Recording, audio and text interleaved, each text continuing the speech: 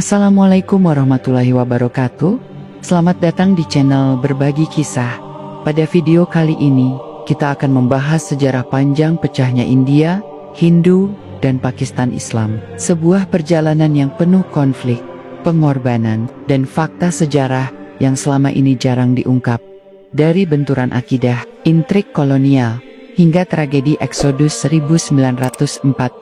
Kita akan menelusuri lembar demi lembar rahasia sejarah yang membentuk wajah anak benua hingga hari ini. Mari kita buka bersama-sama dan pahami kisah yang tak pernah tertulis secara utuh ini. Bismillah, mari kita mulai ceritanya.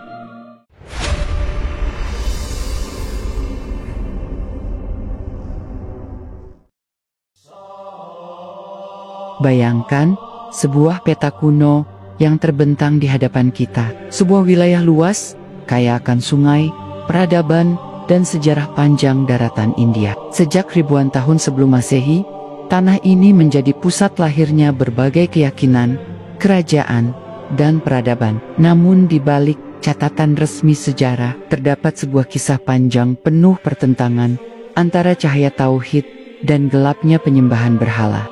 Antara Islam yang datang membawa kebenaran dan Hindu yang berakar dari tradisi leluhur ribuan tahun. Dan puncak dari pertarungan panjang ini melahirkan sebuah tragedi besar abad ke-20. Pecahnya India menjadi dua negara, India dan Pakistan. Sejarah ini tidak sekadar kisah politik biasa. Ia adalah kisah benturan keyakinan, ideologi, dan pengkhianatan yang terus berulang. Di balik setiap perjanjian, ada darah yang mengalir. Di balik setiap pengkhianatan, ada luka mendalam yang jarang diungkap. Seolah-olah dunia modern sengaja menutup rapat fakta-fakta, mencengangkan bagaimana Islam bertahan di tengah tekanan ratusan tahun, hingga akhirnya melahirkan Pakistan sebagai benteng baru.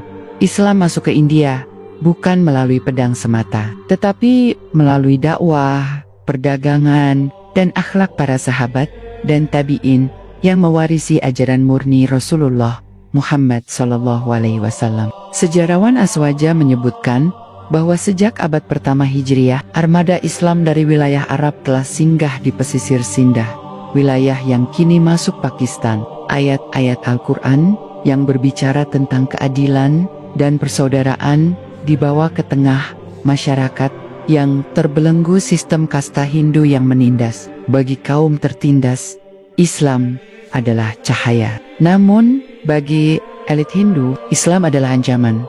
Salah satu catatan penting yang sering dilupakan adalah peran Muhammad bin Qasim, seorang panglima muda yang diutus oleh dinasti Umayyah pada abad ke-8 Masehi, ketika umat Islam dihadang oleh penguasa Hindu di Sindh yang telah melakukan penindasan. Muhammad bin Qasim memimpin ekspedisi militer. Riwayat Aswaja yang syahih menegaskan bahwa kedatangannya bukan untuk merampas tanah, tetapi menegakkan keadilan, melindungi pedagang muslim, dan membebaskan tawanan muslimah yang dirampas kehormatannya oleh penguasa Hindu saat itu. Fakta ini jarang diungkap dalam buku-buku sejarah modern India, karena mereka ingin menutupi bahwa awal masuknya Islam adalah respon terhadap penindasan. Sejak itulah, Islam mulai menancapkan akar kuat di tanah India. Dari Sindh, Islam menyebar ke Punjab, Bengal, hingga ke jantung daratan India. Dinasti demi dinasti Muslim berdiri, Kesultanan Delhi, lalu dinasti Mughal yang mencapai puncak kejayaan pada abad ke-16. Inilah masa ketika Islam bukan hanya keyakinan, tetapi juga peradaban yang memayungi berbagai bangsa di India. Masjid megah, madrasah, ilmu pengetahuan dan keadilan hukum syariah ditegakkan. Orang-orang Hindu tetap diberi kebebasan menjalankan agama mereka. Namun mereka tidak bisa lagi menindas rakyat kecil atas nama kasta. Namun fakta mencengangkan lain muncul. Sejak awal berdirinya kerajaan Islam di India, selalu ada upaya sistematis dari kaum Brahmana Hindu untuk menggulingkan Islam. Mereka tidak hanya menggunakan perlawanan bersenjata, tetapi juga infiltrasi budaya, fitnah, bahkan bekerja sama dengan kekuatan asing. Pada abad ke-17, ketika dinasti Mughal berada di puncak kejayaan di bawah Aurangzeb Alamgir, muncul koalisi Hindu bersama kolonial Eropa Inggris melihat India sebagai ladang emas, tetapi mereka tahu, selama Islam berkuasa, mereka tidak akan mampu menguasai India sepenuhnya. Kolonial Inggris memanfaatkan jurang kebencian Hindu terhadap Islam. Mereka mendukung elit Hindu, memberi mereka posisi penting, sementara umat Islam perlahan dipinggirkan. Fakta ini jarang disinggung dalam buku pelajaran sejarah modern India, padahal jelas, perpecahan antara Hindu dan Muslim semakin dipicu oleh strategi pecah belah Inggris. Ketika Kesultanan Mughal runtuh pada tahun 1857, setelah pemberontakan besar yang dipimpin umat Islam, Inggris menghukum umat Muslim dengan sangat kejam. Masjid-masjid ditutup, madrasah dibakar, ulama-ulama dibunuh atau dipenjara, dan tanah umat Islam disita. Bahkan menurut catatan ulama Ahlus Sunnah, Inggris melarang penggunaan istilah Islam dalam pendidikan formal. Di saat yang sama, Hindu justru diberi ruang untuk membangun sistem pendidikan modern ala Barat, sehingga lahirlah kelas menengah Hindu yang kelak menjadi elit politik India. Pertanyaannya, mengapa umat Islam tetap bertahan? Jawabannya, karena Al-Quran dan Sunnah Rasulullah SAW tetap mereka jaga di madrasah-madrasah tradisional, seperti Darul Uloom Deoband yang berdiri pada abad ke-19. Dari sinilah muncul gerakan ulama yang berusaha menjaga akidah dan syariat Islam di tengah tekanan kolonialisme. Namun, ketegangan semakin menjadi ketika ide nasionalisme modern mulai diperkenalkan oleh Barat. Nasionalisme India yang didorong oleh elit Hindu menuntut persatuan India tanpa membedakan agama. Sekilas terdengar indah, tetapi di balik itu, kaum Muslim melihat bahaya besar. Sistem kasta Hindu tetap hidup, kebencian mereka terhadap Islam tidak pernah padam, dan nasionalisme India akan menjadikan umat Islam sebagai minoritas yang tertindas di negeri mereka sendiri. Disinilah muncul tokoh-tokoh Muslim yang mulai memikirkan solusi. Salah satunya Muhammad Iqbal, penyair dan pemikir besar Muslim, yang menggagas ide tanah air bagi umat Islam di India. Ia melihat bahwa umat Islam butuh negara sendiri, agar syariat Islam bisa ditegakkan, dan agar mereka tidak kembali terjebak dalam penindasan Hindu. Lalu muncul Muhammad Ali Jinnah, seorang pengacara Muslim cerdas, yang awalnya percaya pada gagasan India bersatu, namun setelah menyaksikan diskriminasi demi diskriminasi, serta kekerasan terhadap umat Islam yang terus meningkat, ia akhirnya yakin, satu-satunya jalan adalah memisahkan diri. Dari sinilah lahir gagasan Pakistan. Tetapi jalan menuju Pakistan tidaklah mudah. Inggris, Hindu dan sebagian kelompok Muslim yang pro-nasionalisme India menentang keras. Setiap langkah menuju Pakistan selalu diwarnai ketegangan, perundingan yang penuh intrik, dan kekerasan di jalanan. Fakta mencengangkan yang jarang diungkap adalah bagaimana elit Hindu secara sistematis membiarkan, bahkan mendorong pembantaian umat Islam di berbagai daerah untuk menekan perjuangan kemerdekaan Muslim. Ketika akhirnya Inggris mengumumkan rencana pembagian India pada tahun 1947, tragedi besar pun terjadi. Lebih dari 14 juta orang harus mengungsi, meninggalkan rumah mereka, karena wilayah kelahiran mereka tiba-tiba berubah menjadi negara lain. Jutaan Muslim berjalan kaki menuju Pakistan, sementara jutaan Hindu dan Sikh bergerak menuju India. Dalam perjalanan itu, sejarah mencatat salah satu eksodus paling tragis abad ke-20. Ratusan ribu orang dibantai, perempuan Muslim diperkosa, anak-anak dibunuh, dan desa-desa dibakar. Namun dunia internasional seolah menutup mata. Umat Islam India membayar harga sangat mahal untuk lahirnya Pakistan. Mereka kehilangan keluarga, tanah, harta, bahkan nyawa. Tetapi di balik itu semua, Pakistan lahir bukan sekadar negara baru, melainkan simbol perlawanan Islam terhadap penindasan Hindu dan kolonial Inggris. Dan yang jarang disingkap, sejak hari pertama Pakistan berdiri, India tidak pernah rela. Konflik demi konflik terus terjadi, terutama di wilayah Kashmir. Hingga hari ini, darah umat Islam masih mengalir di sana, melanjutkan sejarah panjang benturan yang bermula sejak Muhammad bin Qasim menjejakkan kaki di Sindh berabad-abad lalu. Sejarah mencatat, pengumuman resmi tentang pembagian India dilakukan pada bulan Agustus tahun 1947. Inggris yang selama ratusan tahun berkuasa dengan strategi licik meninggalkan tanah India dalam keadaan porak-poranda. Mereka pergi dengan meninggalkan bom waktu, perbatasan yang digambar, tergesa-gesa oleh seorang ahli hukum Inggris bernama Cyril Radcliffe, seorang pria yang bahkan tidak pernah mengenal India sebelumnya. Dalam waktu hanya 5 minggu, ia menggambar garis batas pemisah antara India dan Pakistan. Garis itu kelak dikenal sebagai Radcliffe Line.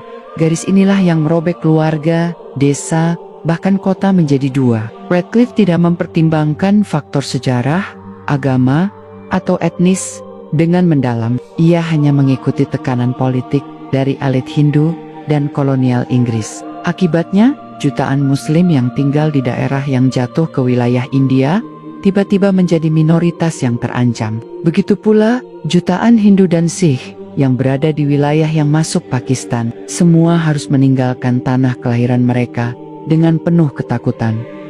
Disinilah tragedi besar terjadi.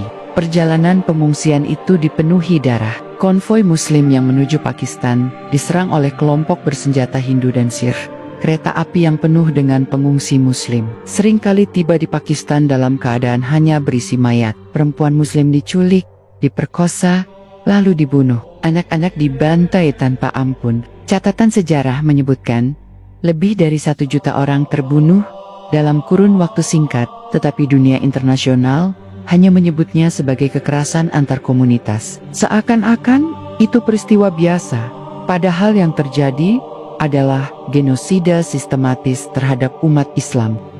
Lebih mencengangkan lagi, dokumen-dokumen rahasia menunjukkan adanya pembiaran dari pihak elit Hindu, bahkan kerjasama dengan sebagian aparat Inggris. Mereka tahu, semakin banyak Muslim yang mati, semakin sedikit yang bisa menuntut hak mereka di India. Ini adalah strategi kotor yang jarang diungkap secara terbuka. Sementara itu, di Pakistan yang baru lahir, suasana pun penuh kepedihan. Muhammad Ali Jinnah, yang dikenal sebagai Quaid-e-Azam atau pemimpin besar, berdiri di hadapan rakyatnya dengan tubuh yang semakin rapuh karena penyakit. Ia tahu bahwa Pakistan lahir dari darah dan air mata. Ia tahu negara ini masih rapuh, tanpa infrastruktur, tanpa cukup sumber daya, dan dikelilingi oleh musuh. Tetapi ia tetap berkata dengan penuh keyakinan, Pakistan was created in the name of Islam, and it will live or die in the name of Islam. Pakistan lahir bukan karena nasionalisme semata, tetapi karena Islam. Namun lagi-lagi, sejarah menunjukkan bahwa jalan Pakistan tidak akan pernah mulus. Sejak hari pertama, India berusaha mengguncang Pakistan. Wilayah Kashmir, yang mayoritas penduduknya Muslim, menjadi titik konflik pertama. Maharaja Kashmir saat itu adalah seorang Hindu yang bersekutu dengan India. Padahal, sesuai prinsip pembagian, wilayah dengan mayoritas Muslim seharusnya bergabung dengan Pakistan. Tetapi India menolak. Mereka justru mengirim pasukan untuk menduduki Kashmir.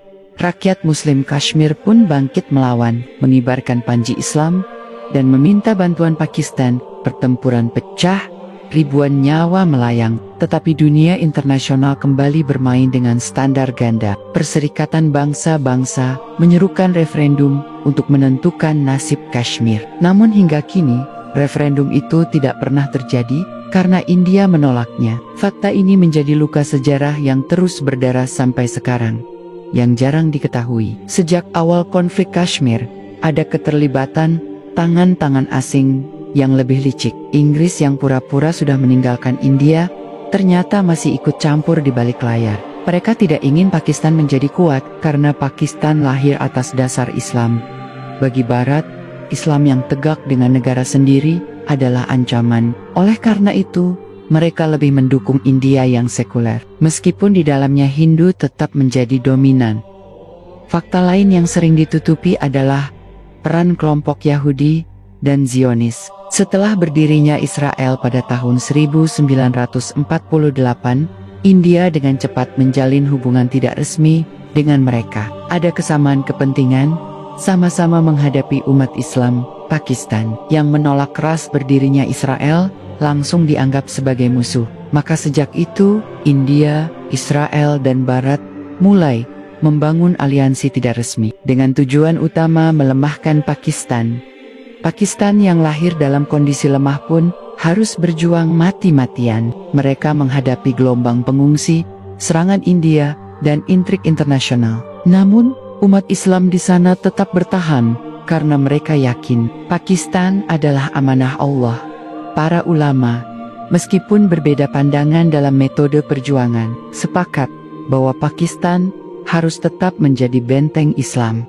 Di sisi lain, umat Islam yang tertinggal di India harus menjalani kehidupan sebagai minoritas. Mereka mengalami diskriminasi yang nyata. Meski konstitusi India mengklaim menjunjung sekularisme, masjid sering diserang, seperti tragedi Babri Masjid di Ayodhya yang dihancurkan massa Hindu pada tahun ke-1992. Ribuan Muslim tewas dalam kerusuhan. Namun dunia internasional tetap diam, seolah-olah darah Muslim India tidak berharga. Jika kita telusuri lebih dalam, kita akan menemukan pola yang mencengangkan. Setiap kali umat Islam di India mulai bangkit, selalu ada provokasi yang memicu kerusuhan, dan hampir selalu Muslimlah yang menjadi korban utama. Fakta ini menunjukkan bahwa pecahnya India dan Pakistan bukanlah akhir dari pertarungan, tetapi awal dari babak baru. Babak pertarungan panjang antara Islam dan Hindu yang terus berlangsung hingga hari ini. Namun yang lebih mencengangkan, beberapa sejarawan Muslim mengungkapkan bahwa Inggris memang sejak awal merancang pecahnya India dengan cara yang brutal. Mereka ingin meninggalkan warisan konflik yang tak akan pernah selesai, agar umat Islam dan Hindu terus bertikai, sementara Barat tetap bisa menguasai dari jauh. Inilah yang disebut dengan strategi divide and rule yang paling mematikan dalam sejarah kolonial. Hari-hari pertama setelah Pakistan berdiri dipenuhi dengan kekacauan. Negara baru ini hanya mewarisi sedikit aset dari India, sementara beban pengungsi Muslim yang datang dari berbagai penjuru semakin menekan. Pemerintahan yang baru dibentuk harus mengurus jutaan orang yang tidak memiliki tempat tinggal, makanan, bahkan pakaian. Gudang-gudang logistik kosong, rumah sakit kewalahan, dan infrastruktur hampir lumpuh. Dalam keadaan rapuh itu, India menekan dengan isu Kashmir yang belum selesai.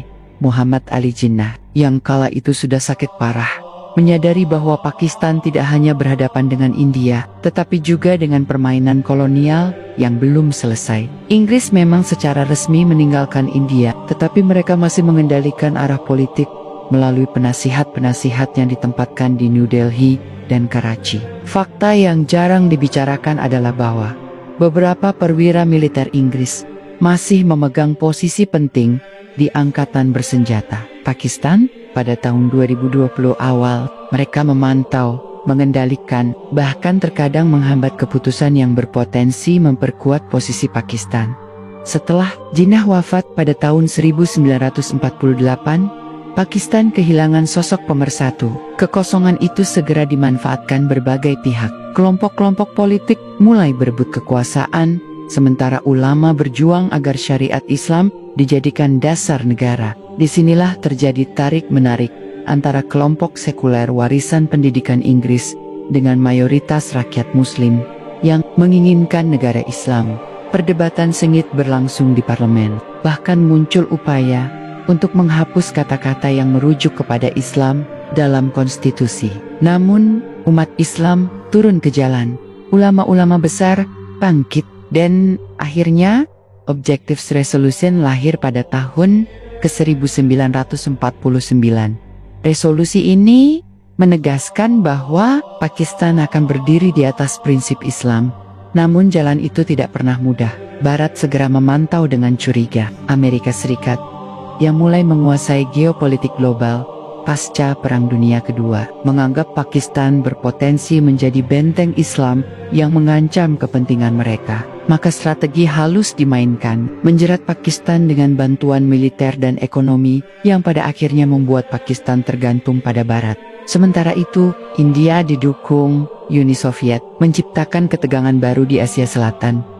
Fakta mencengangkan lainnya muncul dalam konflik Kashmir. Pakistan mengirim pasukan sukarela untuk membantu Muslim Kashmir yang bangkit melawan penjajahan India. Banyak dari mereka adalah para veteran Perang Dunia Kedua yang sebelumnya bertugas di bawah Inggris. Mereka berperang dengan keyakinan membela Islam. Namun kekuatan India yang didukung penuh oleh Inggris dan Sekutu Barat jauh lebih besar. Perang berakhir dengan gencatan senjata dan wilayah Kashmir terbagi dua, sebagian di bawah Pakistan, sebagian besar di bawah India. Namun luka itu tidak pernah sembuh. Hingga kini, di dalam negeri, Pakistan semakin rentan oleh infiltrasi asing. Laporan-laporan menunjukkan, sejak awal 1950-an, lembaga-lembaga intelijen Barat aktif menanam pengaruh di Pakistan. Mereka memanfaatkan konflik politik internal, mengadu domba militer dengan sipil, dan mendukung kelompok-kelompok yang sejalan dengan kepentingan mereka. Hasilnya, Pakistan mengalami serangkaian kudeta militer yang mengubah arah sejarah negara ini. Yang jarang diungkap adalah bagaimana ulama-ulama Islam menghadapi situasi ini. Banyak dari mereka yang berusaha menyeimbangkan antara realitas politik modern dengan cita-cita menjadikan Pakistan negara Islam sejati. Mereka mendirikan madrasah, lembaga dakwah, dan gerakan sosial yang tetap berpegang pada Al-Quran dan Sunnah. Namun mereka juga menjadi target kecurigaan pemerintah dan Barat karena dianggap bisa menggerakkan massa dengan cepat. Pada saat yang sama, umat Islam di India terus mengalami tekanan. Kerusuhan demi kerusuhan pecah, terutama ketika partai-partai Hindu radikal semakin berani. Tragedi paling kelam terjadi ketika Masjid Babri di Ayodhya dihancurkan oleh ribuan massa Hindu pada tahun ke-1992.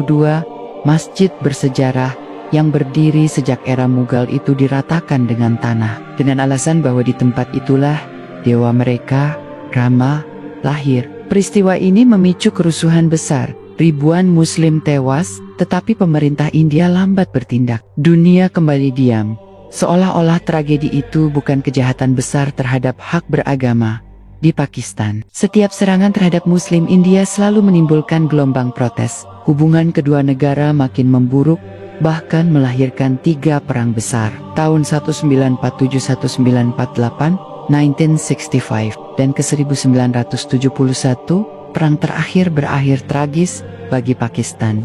Karena wilayah timur yang kini dikenal sebagai Bangladesh memisahkan diri. Lagi-lagi, ada bukti kuat bahwa India memainkan peran besar dalam memecah belah Pakistan. Dengan dukungan Uni Soviet, mereka membantu pemberontakan di Pakistan Timur hingga akhirnya memisahkan diri. Fakta mencengangkan adalah bahwa agen-agen asing juga berperan dalam menyalakan api konflik ini, agar Pakistan semakin lemah dan tidak bisa menjadi kekuatan Islam global.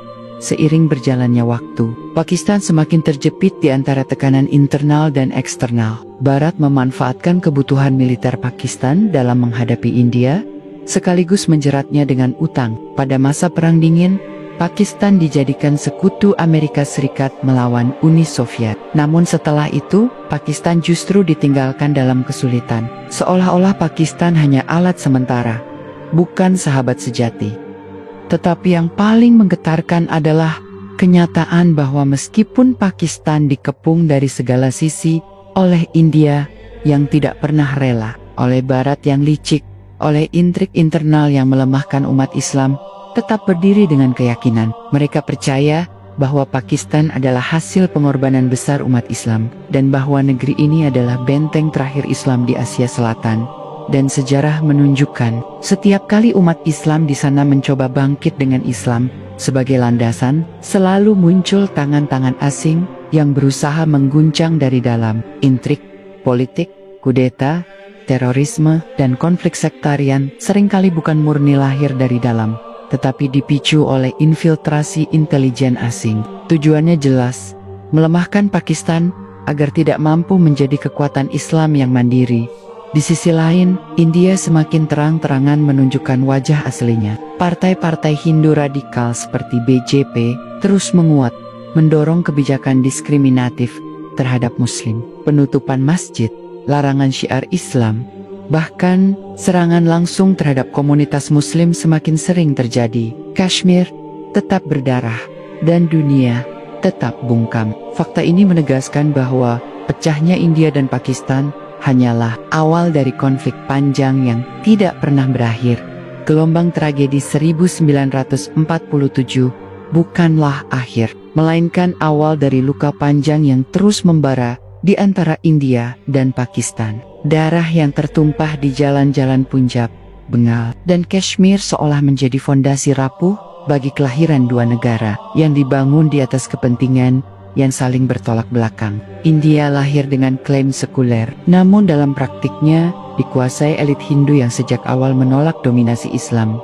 Pakistan lahir dengan nama Islam, namun langsung dipaksa menghadapi badai internal dan eksternal yang beruntun. Konflik terbesar yang meledak segera setelah pembagian adalah Kashmir. Mayoritas penduduknya Muslim, namun pemimpin politiknya, Maharaja Hari Singh, adalah Hindu. Ia awalnya mencoba bertahan netral, tidak bergabung dengan India maupun Pakistan. Tetapi ketika rakyat Muslim bangkit, India mengirim pasukan untuk menduduki Srinagar. Inilah pangkal pertama peperangan terbuka India-Pakistan. Ribuan Muslim Kashmir gugur, desa-desa mereka dibakar, dan banyak perempuan Muslim menjadi korban pemerkosaan massal oleh pasukan India, serta milisi Sikh. Sumber-sumber kontemporer Muslim yang jarang diungkap menyebutkan bahwa dalam beberapa pekan pertama, lebih dari 200.000 Muslim terbunuh di Jammu. Angka ini sengaja diperkecil oleh media internasional. Namun, bukti-bukti lapangan dan kesaksian hidup tetap membara di ingatan umat Islam. Kashmir, Pakistan yang masih muda, mencoba membantu dengan mengirim relawan. Namun keterbatasan senjata dan logistik membuat mereka kalah dari kekuatan militer India yang mendapat dukungan Inggris. Gencatan senjata diberlakukan melalui campur tangan perserikatan bangsa-bangsa. Tetapi hasilnya justru membelah Kashmir menjadi dua, satu bagian di bawah India, satu bagian kecil di bawah Pakistan. Sejak saat itu, Kashmir menjadi luka abadi dalam hubungan India dan Pakistan. Di dalam Pakistan sendiri, pecahnya India meninggalkan warisan beracun. Ribuan pengungsi yang tiba dari India membawa trauma, kehilangan, dan kebencian mendalam terhadap Hindu. Mereka menyaksikan keluarga mereka dibantai, masjid mereka dibakar, dan anak-anak mereka direnggut. Kenangan itu menjadi api yang terus menyala, memupuk generasi demi generasi dengan rasa bahwa India adalah musuh alami Islam. Fakta ini sering disembunyikan oleh sejarawan Barat yang mencoba mereduksi konflik hanya pada faktor politik atau ekonomi. Padahal, akarnya jauh lebih dalam, benturan keyakinan dan sejarah panjang penindasan. India di sisi lain berusaha membangun citra sebagai negara sekuler modern. Tetapi kenyataannya, partai-partai Hindu terus menguat. Mereka menyimpan dendam sejarah terhadap Islam yang pernah berkuasa selama ratusan tahun di daratan India. Setiap simbol Islam dianggap ancaman. Masjid-masjid Mughal, peninggalan sejarah Muslim. Bahkan bahasa Urdu di banyak daerah Muslim India dipaksa menjadi warga kelas 2. Tidak jarang menjadi korban kerusuhan yang sengaja dibiarkan aparat. Pecahnya India dan Pakistan tidak menyelesaikan konflik, justru memperdalam luka di tubuh umat Islam. Perang 1965 menjadi bukti lain. Pakistan mencoba merebut kembali Kashmir, namun India melawan dengan kekuatan penuh. Ribuan tentara gugur di kedua belah pihak. Pakistan meski kalah secara jumlah, tetap bertahan dengan semangat jihad, dan perang berakhir tanpa kemenangan jelas. Tetapi dampaknya besar. Permusuhan kedua negara semakin mengeras. Perang 1971 membawa tragedi lebih pahit lagi. Pakistan Timur, yang mayoritas Muslim Bengali, memberontak dengan dukungan India. Akibatnya Pakistan terpecah, dan lahirlah Bangladesh. Fakta yang jarang diungkap adalah bagaimana intelijen India dengan bantuan asing memainkan peran vital dalam menyulut pemberontakan ini. Mereka tahu, semakin kecil Pakistan, semakin lemah kekuatan Islam di Asia Selatan. Perpecahan itu menjadi hadiah besar bagi India dan luka mendalam bagi umat Islam Pakistan. Di balik semua perang, intrik, dan pembantaian, ada pola jelas. India selalu mencari cara untuk melemahkan Pakistan. Setiap kemenangan kecil Pakistan selalu dibalas dengan provokasi besar. Setiap upaya Muslim untuk bangkit selalu dipadamkan dengan kekerasan. Pecahnya India dan Pakistan bukan sekadar peristiwa politik yang selesai pada tahun 1947, tetapi sebuah konflik yang dirancang untuk terus berlanjut, agar umat Islam dan Hindu tidak pernah berdamai. Fakta lain yang mencengangkan adalah hubungan India dengan Israel. Sejak awal 1950-an, meski secara resmi belum terbuka, India menjalin kerjasama intelijen dengan Israel, terutama terkait militer. Tujuan mereka jelas, menghadapi Pakistan sebagai musuh bersama. Israel melihat Pakistan sebagai ancaman karena identitasnya sebagai negara Islam dengan senjata nuklir. Sementara India membutuhkannya untuk memperkuat posisinya melawan umat Islam di Kashmir dan sekitarnya. Aliansi ini semakin nyata pada akhir abad ke-20.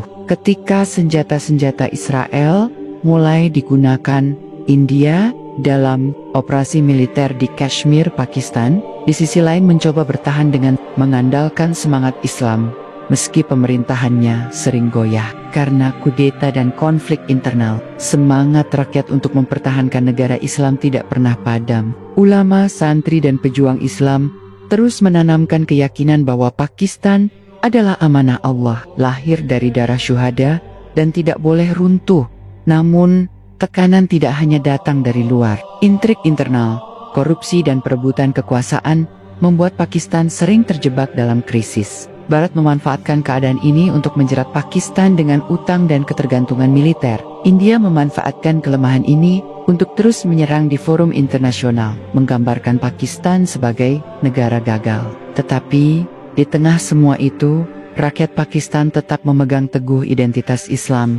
Di India, wajah asli nasionalisme Hindu semakin terlihat. Partai Bharatiya Janata Party BJP dengan ideologi Hindutva terang-terangan menyatakan bahwa India adalah tanah Hindu. Kebijakan diskriminatif terhadap Muslim semakin keras, dari pelarangan penyembelihan sapi hingga penghapusan status khusus Jammu dan Kashmir pada tahun 2019. Peristiwa ini kembali memicu gelombang protes besar dari umat Islam, tetapi ditanggapi dengan represi brutal. Ribuan Muslim ditangkap, disiksa, bahkan dibunuh. Sementara dunia internasional hanya mengeluarkan kecaman tanpa tindakan nyata. Panjang ini menunjukkan satu garis merah yang jelas. Pecahnya India dan Pakistan adalah bagian dari perjuangan Islam untuk bertahan hidup di tengah dominasi Hindu dan campur tangan kolonial. Dari awal masuknya Islam di Sindo oleh Muhammad bin Qasim, kejayaan Mughal, runtuhnya Delhi di tangan Inggris, hingga lahirnya Pakistan pada 1947. Semuanya adalah satu alur panjang yang penuh darah, pengkhianatan, dan keteguhan iman.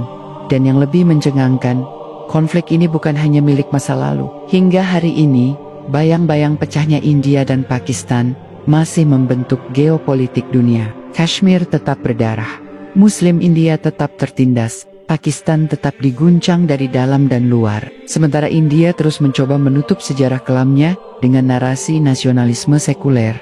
Islam pertama kali datang ke tanah India bukan dengan pedang, melainkan dengan dakwah. Catatan sejarah menunjukkan bahwa para pedagang Muslim Arab telah berlabuh di pesisir Malabar sejak abad pertama Hijriah, membawa akhlak, kejujuran, dan ajaran tauhid yang memikat banyak penduduk lokal. Jejak ini berlanjut dengan masuknya Muhammad bin Qasim pada tahun 711 Masehi ke Sind, sebuah pintu gerbang yang membuka jalan bagi peradaban Islam di wilayah yang kini menjadi Pakistan.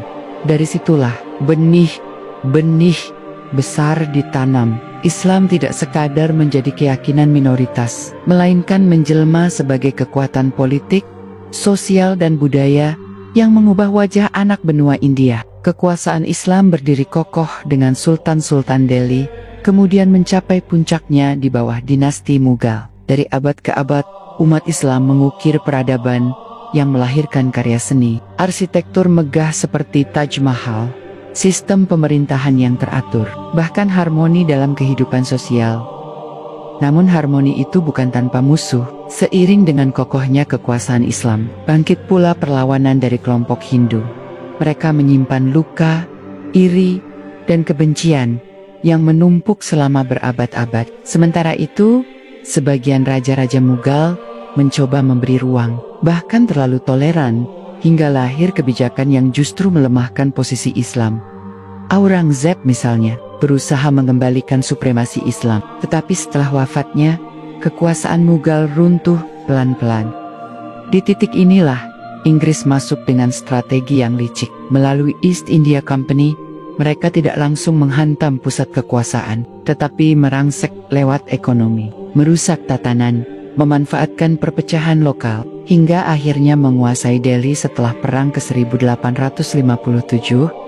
Peristiwa ini dikenal umat Islam sebagai salah satu tragedi terbesar, karena bukan hanya mengakhiri kekuasaan Mughal, tetapi juga membuka jalan bagi Hindu untuk kembali bangkit. Kali ini dengan perlindungan kolonial.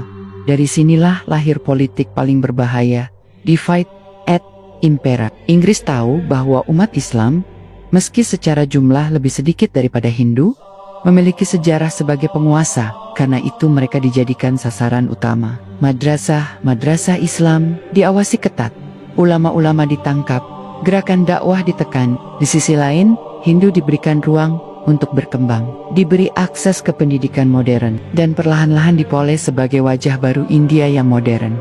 Tetapi sejarah selalu menyimpan kejutan. Ulama-ulama Ahlus Sunnah tidak tinggal diam. Dari Delhi lahir tokoh-tokoh besar seperti Syah Waliullah Ad-Dihlawi yang menyeru agar umat Islam kembali kepada Al-Quran dan Sunnah. Murid-muridnya dari generasi ke generasi menyalakan api perlawanan, menolak tunduk pada kolonial, menolak larut dalam asimilasi Hindu. Gerakan jihad melawan Inggris meletus di berbagai tempat, meski banyak yang ditumpas dengan kejam. Namun di tengah tekanan, lahirlah gagasan yang kelak akan mengguncang anak benua, teori dua bangsa. Pemikiran ini bukan sekadar politik, melainkan keyakinan bahwa umat Islam dan umat Hindu tidak mungkin hidup sebagai satu bangsa. Umat Islam memiliki akidah, hukum, dan peradaban sendiri yang bertolak belakang dengan ajaran Hindu. Kedua golongan ini dipaksa hidup dalam satu tanah, tetapi perbedaan mendasar mereka bagaikan api dan air.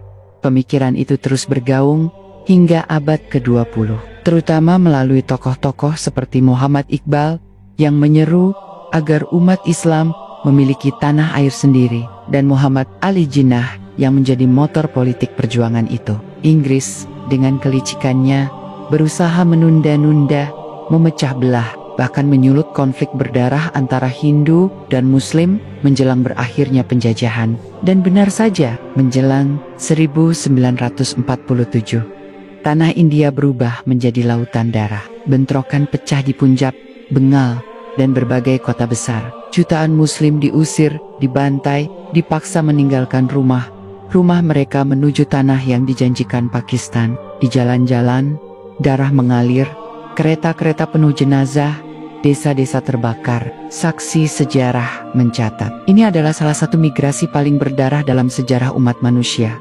Inilah harga yang harus dibayar untuk sebuah negeri bernama Pakistan, bukan hadiah, bukan sekadar keputusan politik, tetapi lahir dari keyakinan yang dalam. Umat Islam harus memiliki tanah air di mana syariat dan identitas mereka terlindungi.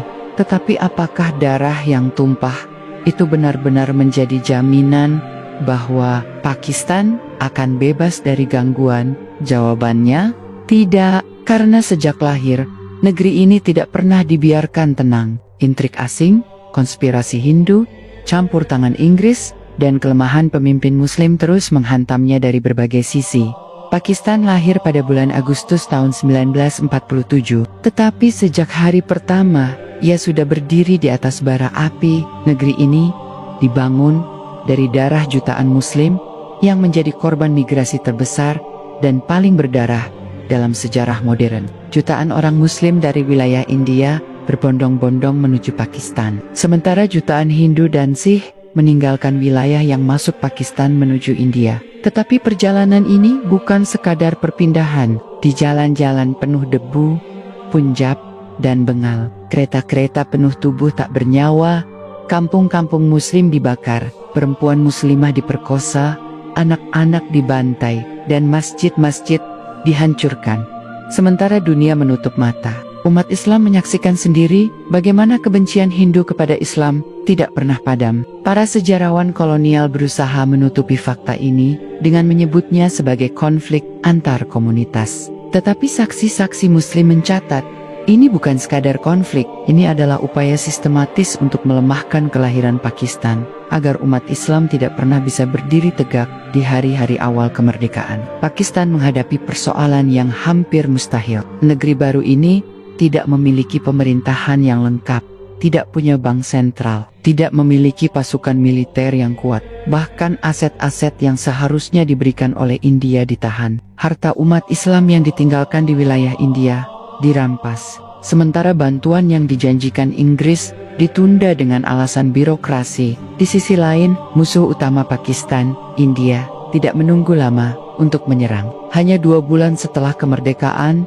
meletus perang pertama antara India dan Pakistan di wilayah Kashmir. Di sanalah kebencian lama menemukan panggung baru. Kashmir, negeri mayoritas Muslim, dijadikan target oleh India untuk dikuasai dengan dalih politik. Ribuan Muslim Kashmir bangkit, meminta Pakistan melindungi mereka, dan pecahlah perang besar yang menjadi luka permanen hingga hari ini. Namun perang Kashmir hanyalah permukaan. Di balik layar, konspirasi yang lebih besar sedang bekerja. Inggris yang dulu menjanjikan pemisahan damai, ternyata meninggalkan bom waktu. Garis batas yang digambar tergesa-gesa oleh Sir Cyril Ratcliffe memecah desa, keluarga, bahkan sungai dan ladang. Ratcliffe sendiri mengaku tidak pernah memahami kondisi real di lapangan, tetapi justru itulah tujuannya. Perbatasan yang kabur, rancu, dan penuh celah menjadi sumber konflik abadi antara India dan Pakistan. Dan lebih jauh lagi, Inggris meninggalkan jaringan intelijen, militer, dan birokrasi yang masih setia pada kepentingan kolonial. Para pejabat tinggi banyak yang terlatih di sistem Inggris, bukan di bawah syariat Islam. Akibatnya, Pakistan yang lahir atas nama Islam, pada kenyataannya sejak awal dipenuhi oleh birokrat sekuler yang lebih tunduk pada perintah London dan Washington daripada pada Al-Quran dan Sunnah. Tidak berhenti di situ. Intrik internasional masuk dengan cepat. Amerika Serikat dan Uni Soviet menjadikan Pakistan sebagai papan catur dalam Perang Dingin. India didekati oleh Soviet, sementara Pakistan diarahkan ke blok barat. Dengan dalih bantuan militer dan ekonomi, Pakistan dimasukkan ke dalam aliansi yang membuatnya tergantung pada kepentingan asing. Padahal umat Islam berharap negeri baru ini menjadi benteng tauhid yang mandiri. Di tengah kondisi itu, para ulama Ahlus Sunnah berusaha keras mengingatkan. Mereka menyeru agar Pakistan tidak hanya berdiri sebagai negara Muslim secara nama, tetapi benar-benar menjadikan syariat Islam sebagai dasar hukum. Namun suara mereka sering diabaikan, bahkan dipinggirkan oleh elit politik yang sibuk dengan perebutan kekuasaan. Ketegangan semakin dalam ketika berbagai etnis di Pakistan, Punjab, Sindh, Balochistan, dan Bengal Timur mulai merasa terpinggirkan. Inggris memang merancang perbatasan ini bukan untuk melahirkan negara yang kokoh, tetapi untuk melahirkan negara yang penuh perpecahan dari dalam. Sejarah mencatat, hanya dalam waktu 24 tahun setelah berdiri, Pakistan harus kehilangan separuh tubuhnya tahun 1971. Dengan campur tangan India dan dukungan Barat, Bengal Timur memisahkan diri dan menjadi Bangladesh. Inilah bukti paling mencengangkan dari politik jangka panjang yang ditanam sejak 1947. Pecahnya India dan Pakistan tidak selesai di tahun kemerdekaan, tetapi terus berlanjut sebagai luka yang tidak pernah sembuh. Pakistan terus diguncang dari luar dan dari dalam, kudeta militer, perang dengan India, infiltrasi asing, hingga konflik sektarian yang disulut oleh tangan-tangan tersembunyi. Tetapi di balik semua itu, ada satu garis merah yang tidak bisa dihapus. Umat Islam tetap memandang Pakistan sebagai benteng terakhir mereka di Asia Selatan. Negeri ini lahir bukan karena belas kasihan Hindu atau Inggris, melainkan karena keyakinan umat Islam bahwa mereka tidak bisa hidup berdampingan dengan sistem kufur. Di antara gelombang darah dan konflik yang mengiringi kelahiran Pakistan. Suara ulama Ahlus Sunnah tidak pernah padam. Mereka menegaskan bahwa Pakistan hanya akan selamat jika benar-benar berdiri di atas syariat Islam sejak awal. Lembaga-lembaga Islam menuntut agar konstitusi Pakistan tidak meniru sistem sekuler Inggris, melainkan kembali kepada Al-Quran dan Sunnah. Tekanan ini begitu kuat sehingga pada tahun 1949 lahir sebuah deklarasi yang dikenal dengan Objectives Resolution, sebuah dokumen yang menegaskan bahwa kedaulatan mutlak hanya milik Allah dan hukum harus berjalan sesuai syariat Islam. Namun dalam praktiknya, deklarasi itu sering dipelintir, dijadikan alat legitimasi politik tanpa benar-benar dijalankan. Sementara itu, di medan militer, Pakistan terus berhadapan dengan India. Perang besar kembali meletus pada tahun ke-1965. Kashmir kembali menjadi bara api. Ribuan tentara Muslim Pakistan maju dengan keyakinan bahwa mereka sedang mempertahankan tanah umat Islam. Fakta mencengangkan muncul dari catatan perang ini. Meski jumlah pasukan dan persenjataan India jauh lebih besar, semangat jihad tentara Pakistan membuat India tidak mampu merebut kemenangan penuh. Bahkan ada kisah nyata di mana pasukan tank India yang lebih canggih mundur ketika menghadapi serangan berani pasukan Pakistan yang bersenjata jauh lebih ringan. Namun, kemenangan militer tidak menjamin ketenangan politik. Setelah Perang 1965, Pakistan dilanda ketegangan internal yang kian parah. Di Bengal Timur, umat Islam merasa diabaikan oleh pemerintah pusat di Islamabad. Bahasa, budaya, dan ekonomi menjadi jurang pemisah yang semakin dalam. Dan disinilah India kembali memainkan perannya. Dengan Sherdik, intelijen India menyusup, mendukung kelompok separatis di Bengal Timur, hingga akhirnya meledak menjadi perang tahun ke-1971. Peristiwa 1971 adalah salah satu luka terbesar umat Islam Asia Selatan. Pakistan terpecah dua. Bengal Timur resmi memisahkan diri, berdiri sebagai negara baru bernama Bangladesh. Di balik peristiwa itu, bukti-bukti menunjukkan keterlibatan langsung India dalam pelatihan dan persenjataan separatis. Amerika dan Inggris, yang sebelumnya menjanjikan dukungan, justru memilih diam. Pakistan dibiarkan berdarah sendirian. Di titik inilah semakin jelas bahwa perpecahan India dan Pakistan bukan sekadar persoalan etnis atau politik, tetapi bagian dari skenario panjang untuk melemahkan umat Islam. Pecahnya Pakistan menjadi Bangladesh adalah babak kedua dari drama besar ini. Jika pada 1947 umat Islam harus membayar dengan darah jutaan korban untuk lahirnya Pakistan, maka pada 1971 mereka kembali harus kehilangan saudara-saudara mereka akibat intrik politik global. Namun meski terluka, Pakistan tidak pernah benar-benar runtuh. Justru di tengah krisis itu, semangat Islam tetap hidup. Gerakan dakwah dan jihad terus tumbuh. Para ulama mengingatkan bahwa setiap kali umat Islam menjauh dari syariat, setiap kali elit politik lebih memilih tunduk kepada kepentingan asing, maka perpecahan dan kehinaan pasti datang.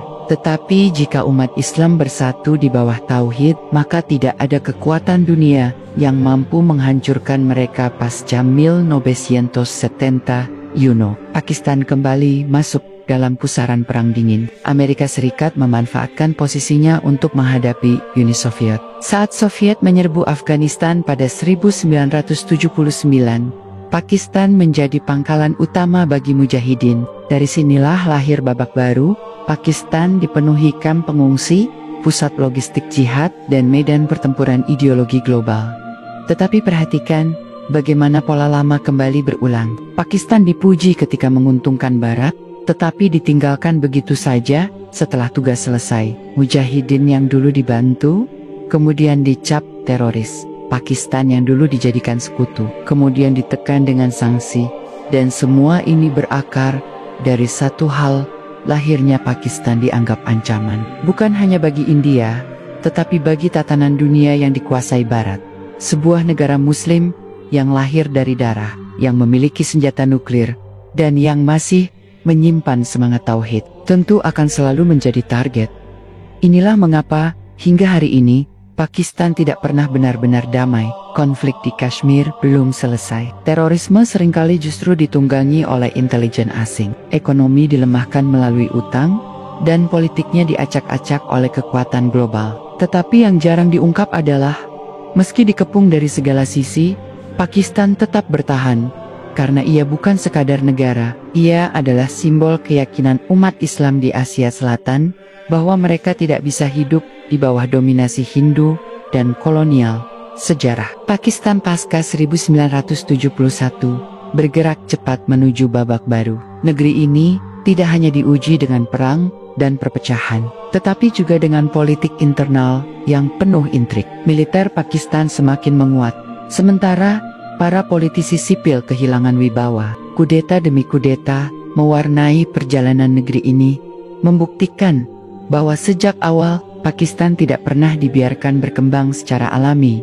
Jenderal Zia ul-Haq menjadi salah satu tokoh penting yang mengubah arah Pakistan. Berkuasa sejak 1977, ia membawa agenda Islamisasi yang besar. Undang-undang hudud mulai ditegakkan, pendidikan Islam diperluas, dan semangat kembali kepada syariat didorong ke ruang publik. Meski banyak pihak barat menuduhnya otoriter, Zia justru mendapat simpati luas dari umat Islam karena dianggap mengembalikan Pakistan ke jalan yang benar.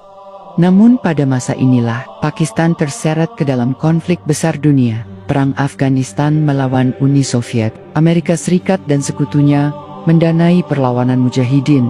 Tetapi Pakistanlah yang menjadi pangkalan utama. Ribuan pemuda muslim dari seluruh dunia datang ke Afghanistan. Dengan jalur logistik, pelatihan dan dukungan mengalir melalui Pakistan. Perang ini bukan hanya soal Afghanistan, melainkan perang ideologi Islam melawan komunisme. Pakistan pada akhirnya berhasil menyaksikan kehancuran Uni Soviet, tetapi kemenangan itu membawa konsekuensi besar. Ketika perang selesai, para mujahidin dibiarkan tanpa dukungan, bahkan dicap sebagai ancaman global. Pakistan pun dituduh sebagai sarang radikalisme. Padahal, negeri ini hanya menjalankan peran yang sebelumnya diminta oleh Barat. Ironinya, Barat yang dulu memuji, kini menekan Pakistan dengan sanksi dan propaganda. Di sisi lain, Pakistan menghadapi ancaman dari musuh lamanya India. Persaingan kedua negara semakin tajam, terutama dalam perlombaan senjata. India mengembangkan nuklir sejak 1974, dan Pakistan merasa tidak punya pilihan selain menyeimbangkan kekuatan. Melalui kerja keras para ilmuwan Muslim, terutama Dr. Abdul Qadirian, Pakistan berhasil mengembangkan senjata nuklir. Fakta ini membuat dunia barat gemetar. Untuk pertama kalinya, sebuah negara Muslim yang lahir dari keyakinan Islam kini memiliki kekuatan nuklir. Tetapi nuklir bukan hanya soal militer, melainkan juga simbol kemandirian. Pakistan menjadi benteng Islam yang mampu menahan tekanan India. Namun sejak saat itu pula, konspirasi internasional semakin gencar. Barat berusaha menekan Pakistan agar menghentikan program nuklirnya. Tekanan ekonomi, sanksi, bahkan operasi intelijen dijalankan. Sejarah mencatat bahwa setiap kali Pakistan memperkuat identitas Islamnya, selalu muncul upaya untuk melemahkannya dari dalam. Gerakan separatis di Baluchistan, konflik sektarian antara Sunni dan Syiah, serta munculnya kelompok-kelompok teroris yang justru sering didukung oleh tangan-tangan asing. Semuanya diarahkan untuk merusak stabilitas. Tujuan akhirnya jelas menjadikan Pakistan tidak pernah kokoh. Meski memiliki potensi besar sebagai benteng Islam, lalu masuklah era ke-2001, serangan 11 September di Amerika Serikat membuka babak baru tekanan terhadap dunia Islam. Pakistan, sekali lagi, dipaksa memilih bergabung dengan Amerika dalam perang melawan teror atau dihancurkan. Jenderal Pervez Musharraf yang saat itu berkuasa memilih tunduk. Pakistan dijadikan sekutu utama Amerika, tetapi dengan harga yang mahal. Negeri ini harus menerima serangan drone, operasi militer rahasia, dan penggiringan opini bahwa umat Islam Pakistan adalah ancaman. Namun, fakta yang jarang diungkap adalah bahwa Pakistanlah yang paling banyak membayar harga dari perang ini. Ribuan warga sipil terbunuh, ratusan masjid hancur, jutaan orang mengungsi. Negeri yang lahir untuk melindungi umat Islam justru dijadikan medan perang oleh kekuatan asing. Di tengah semua itu, umat Islam Pakistan tetap menjaga harapan. Mereka sadar, Pakistan bukan sekadar negara, melainkan simbol perjuangan. Dari generasi ke generasi, ulama, mujahidin, dan rakyat biasa terus mengingatkan bahwa Pakistan hanya akan selamat jika benar-benar kembali kepada syariat Islam, bukan tunduk kepada Barat, bukan pula kepada ideologi Hindu India. Perjalanan panjang ini membuktikan satu hal, pecahnya India dan Pakistan bukanlah akhir dari kisah, melainkan awal dari konflik yang tak pernah berhenti. India terus mencari celah untuk melemahkan Pakistan, Barat terus menekan dengan ekonomi dan politik, dan umat Islam terus diuji dengan perpecahan internal. Tetapi meski demikian, Pakistan masih berdiri, menjadi saksi hidup betapa mahal harga yang harus dibayar untuk mempertahankan Islam di Asia Selatan. Hindu di India bukan sekadar agama, melainkan sebuah sistem sosial yang lahir dari konsep kasta. Sejak ribuan tahun lalu, manusia di India dibagi ke dalam lapisan-lapisan kaku. Brahmana sebagai kasta tertinggi yang menguasai agama, Satria sebagai kasta penguasa, Waisya sebagai pedagang, dan Shudra sebagai pekerja rendahan. Di bawah itu, ada kaum yang disebut Dalit, yang bahkan tidak dianggap manusia. Mereka disebut paria, hidupnya terhina, tidak boleh menyentuh air yang sama, tidak boleh masuk kuil, bahkan bayangannya dianggap najis. Sistem inilah yang menjadi inti peradaban Hindu, sebuah peradaban yang menindas mayoritas rakyatnya, sendiri demi mempertahankan hak istimewa kaum elit Brahmana. Tetapi ketika Islam masuk ke India, melalui Muhammad bin Qasim, pada abad ke-8 dan lebih kuat lagi dengan berdirinya Kesultanan Delhi pada abad ke-13, segalanya berubah. Islam datang dengan ajaran tauhid dan keadilan. Tidak ada kasta, tidak ada manusia yang hina karena lahir dari keluarga tertentu. Semua sama di hadapan Allah. Yang membedakan hanyalah takwa.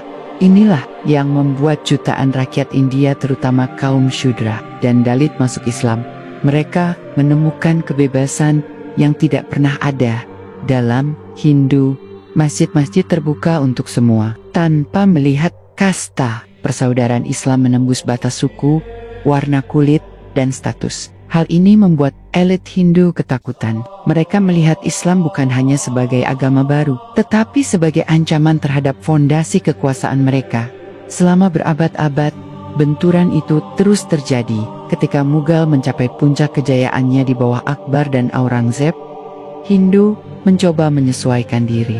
Akbar bahkan membuka jalan toleransi yang luas, tetapi di balik itu, elit Hindu tetap menunggu kesempatan untuk merebut kembali kendali. Dan ketika kekuasaan Islam melemah, Hindu bekerja sama dengan Inggris, karena mereka tahu kolonial akan membuka ruang untuk bangkitnya nasionalisme Hindu. Masuk abad ke-20, wajah nasionalisme Hindu semakin jelas. Di satu sisi, Gandhi dipoles dunia sebagai bapak perdamaian, tetapi fakta sejarah menunjukkan bahwa Gandhi adalah penganut Hindu yang setia pada sistem kasta. Ia menolak menghapus kasta, hanya ingin memperhalus wajahnya. Ia menyebut Dalit sebagai Harijan atau anak-anak Tuhan, tetapi tetap menolak menyamakan mereka dengan kasta lain. Bahkan dalam perjuangan politik, Gandhi lebih sering berkompromi dengan Hindu radikal daripada memberikan keadilan sejati bagi Muslim. Di sisi lain, muncul Nehru, tokoh sekuler India yang dekat dengan Inggris. Nehru bersama Partai Kongres menggadang-gadang ide India bersatu. Tetapi makna bersatunya adalah dominasi Hindu.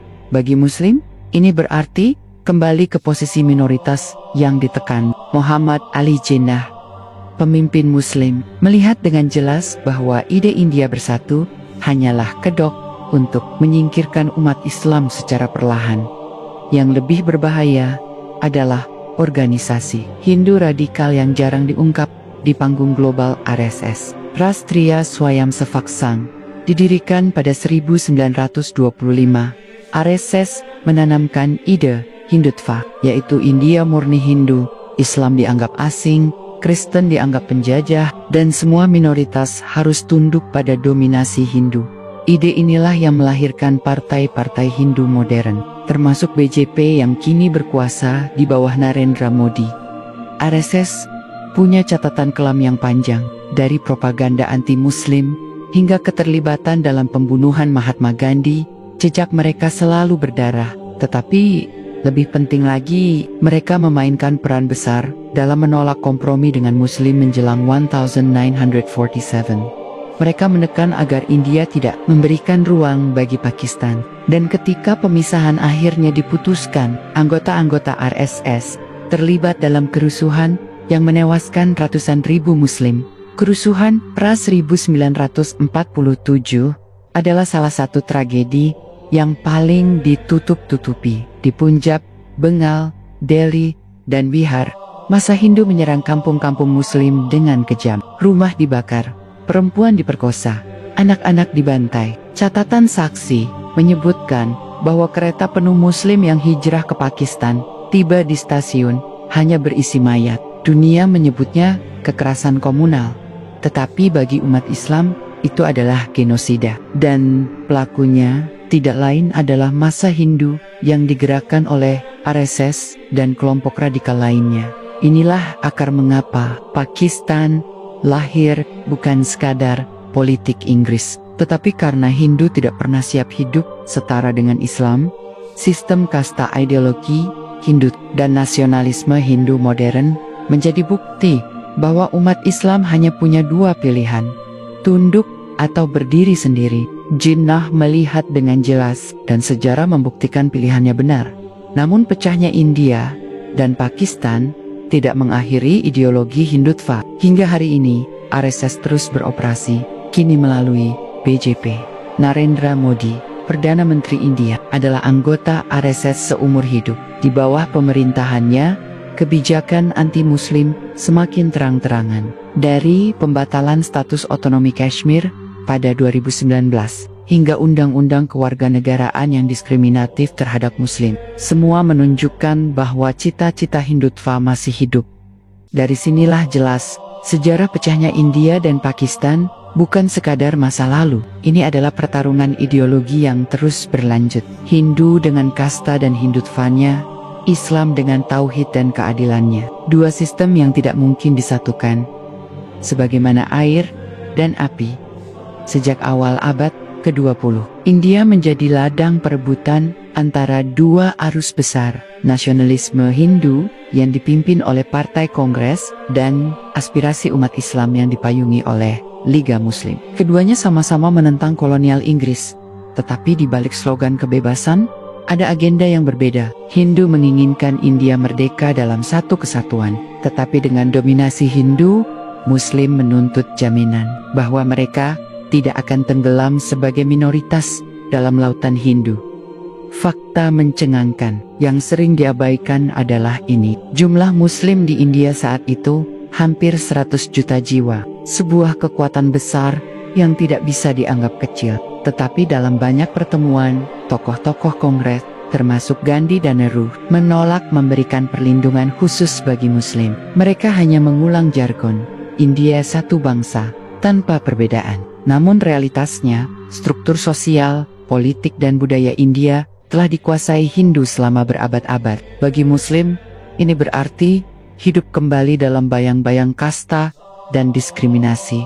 Muhammad Ali Jinnah, yang awalnya percaya pada persatuan India, akhirnya membuka mata. Pada pertemuan Liga Muslim di Lahore tahun 1940, ia menyampaikan pidato yang menggetarkan, Muslim dan Hindu bukanlah satu bangsa. Mereka berbeda dalam agama, budaya, sejarah, bahkan hukum pernikahan dan makanan. Tidak mungkin keduanya dipaksa menyatu dalam satu negara. Dari sinilah lahir gagasan dua bangsa, dua tanah air, yang kemudian dikenal sebagai Resolusi Lahore, cikal bakal Pakistan.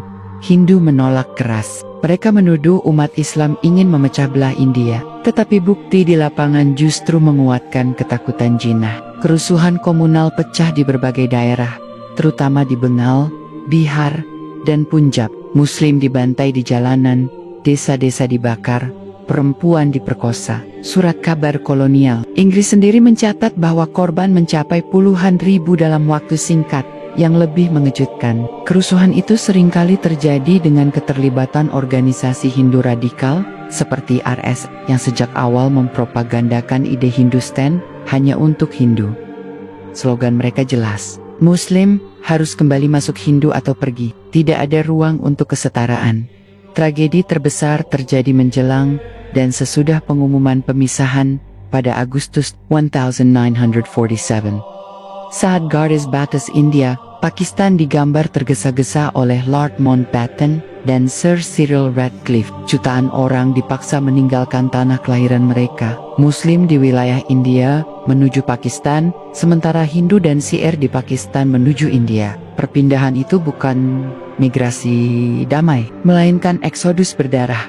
Kereta-kereta penuh pengungsi Muslim yang berangkat dari Delhi atau Punjab menuju Pakistan. Sering kali tiba di stasiun hanya berisi mayat. Ratusan ribu orang tewas di jalan. Desa-desa Muslim dibakar, perempuan dijadikan korban kekerasan massal, anak-anak dibantai tanpa ampun. Para sejarawan barat menyebutnya sebagai salah satu perpindahan penduduk paling mengerikan dalam sejarah manusia.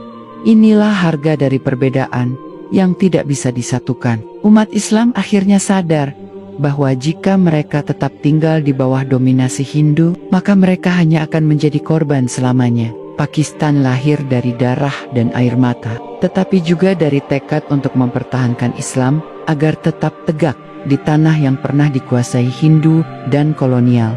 Peristiwa pecahnya India dan lahirnya Pakistan bukanlah sesuatu yang terjadi tiba-tiba. Ia adalah akumulasi dari ratusan tahun ketegangan antara dua peradaban besar yang hidup berdampingan, tetapi tidak pernah benar-benar menyatu. Hindu dengan sistem kastanya, Islam dengan tauhid dan persamaan derajatnya.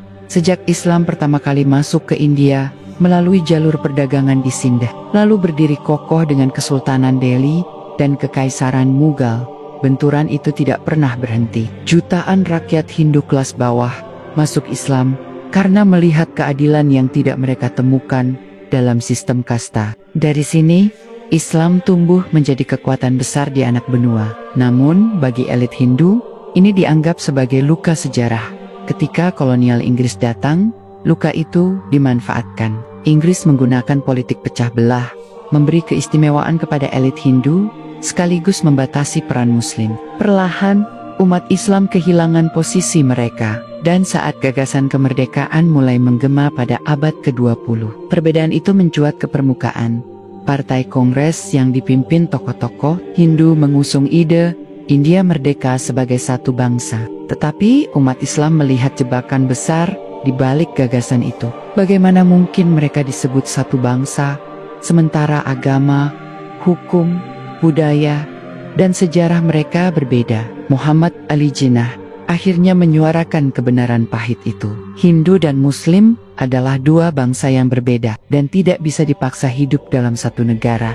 Dari sinilah konflik tak terbendung. Tahun-tahun menjelang 1947 dipenuhi kerusuhan komunal. Muslim menjadi sasaran serangan di Bengal, Bihar, dan Punjab. Desa-desa Muslim dibakar, masjid-masjid dihancurkan, ratusan ribu orang melarikan diri. Fakta yang jarang diungkap adalah banyak di antara kerusuhan itu terjadi bukan secara spontan, tetapi terorganisir. Kelompok radikal Hindu seperti RSS memainkan peran penting dalam menghasut massa, menebar kebencian, dan melancarkan serangan terhadap komunitas Muslim.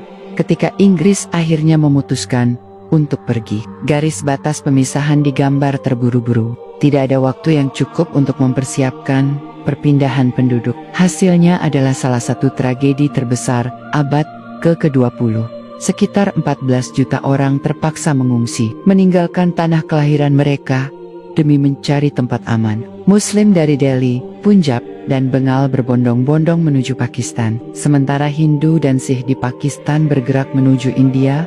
Perjalanan itu penuh darah. Kereta-kereta pengungsi sering tiba di stasiun, hanya berisi mayat. Konvoi panjang di jalan raya disergap massa bersenjata. Desa-desa dibantai tanpa ampun. Laporan sejarah mencatat korban mencapai lebih dari 1 juta jiwa. Sebuah harga yang sangat mahal untuk sebuah negara baru bernama Pakistan. Namun di balik tragedi itu, lahirlah sebuah negeri yang diimpikan umat Islam. Pakistan berdiri bukan hanya sebagai negara baru, tetapi sebagai benteng agar Islam tidak ditelan mayoritas Hindu. Bagi umat Islam, inilah jawaban dari ketidakadilan berabad-abad. Inilah bukti bahwa Islam tidak bisa tunduk di bawah sistem yang menindas. Sejarah panjang itu membuktikan satu hal, pecahnya India dan Pakistan bukanlah sekadar keputusan politik Inggris. Ia adalah puncak dari pertarungan ideologi antara tauhid dan kasta, antara keadilan dan diskriminasi. Sebuah pertarungan yang membentuk wajah Asia Selatan hingga hari ini. Jika ada dua wilayah yang paling menentukan dalam sejarah pecahnya India dan Pakistan, maka jawabannya adalah Bengal di timur dan Punjab di barat. Kedua wilayah ini bukan hanya kaya secara ekonomi, tetapi juga menjadi pusat percampuran Hindu, Muslim, dan Sikh. Dan di sanalah garis batas pemisahan digambar dengan tergesa-gesa tanpa memperhitungkan nyawa jutaan orang. Bengal di ujung timur anak benua adalah wilayah yang unik. Mayoritas penduduknya Muslim, terutama di bagian timur. Tetapi di kota-kota besar seperti Kolkata, komunitas Hindu sangat kuat. Ketegangan di Bengal sudah muncul sejak awal abad ke-20. Pada 1905 Inggris pernah membagi Bengal menjadi dua. Bengal Timur yang mayoritas Muslim dan Bengal Barat yang mayoritas Hindu.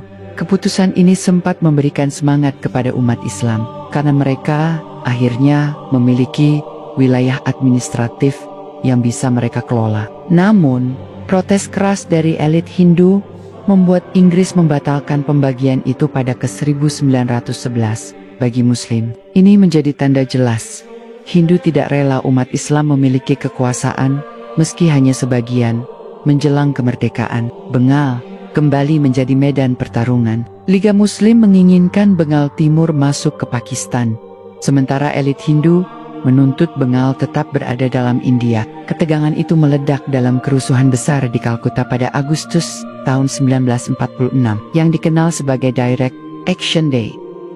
Dalam hitungan hari, ribuan Muslim terbunuh. Kota Kalkata berubah menjadi lautan api. Masjid-masjid diserang, rumah-rumah dibakar. Tetapi perlawanan umat Islam juga tak kalah dahsyat. Pertumpahan darah itu mempertegas bahwa Hindu dan Muslim tidak mungkin lagi hidup bersama.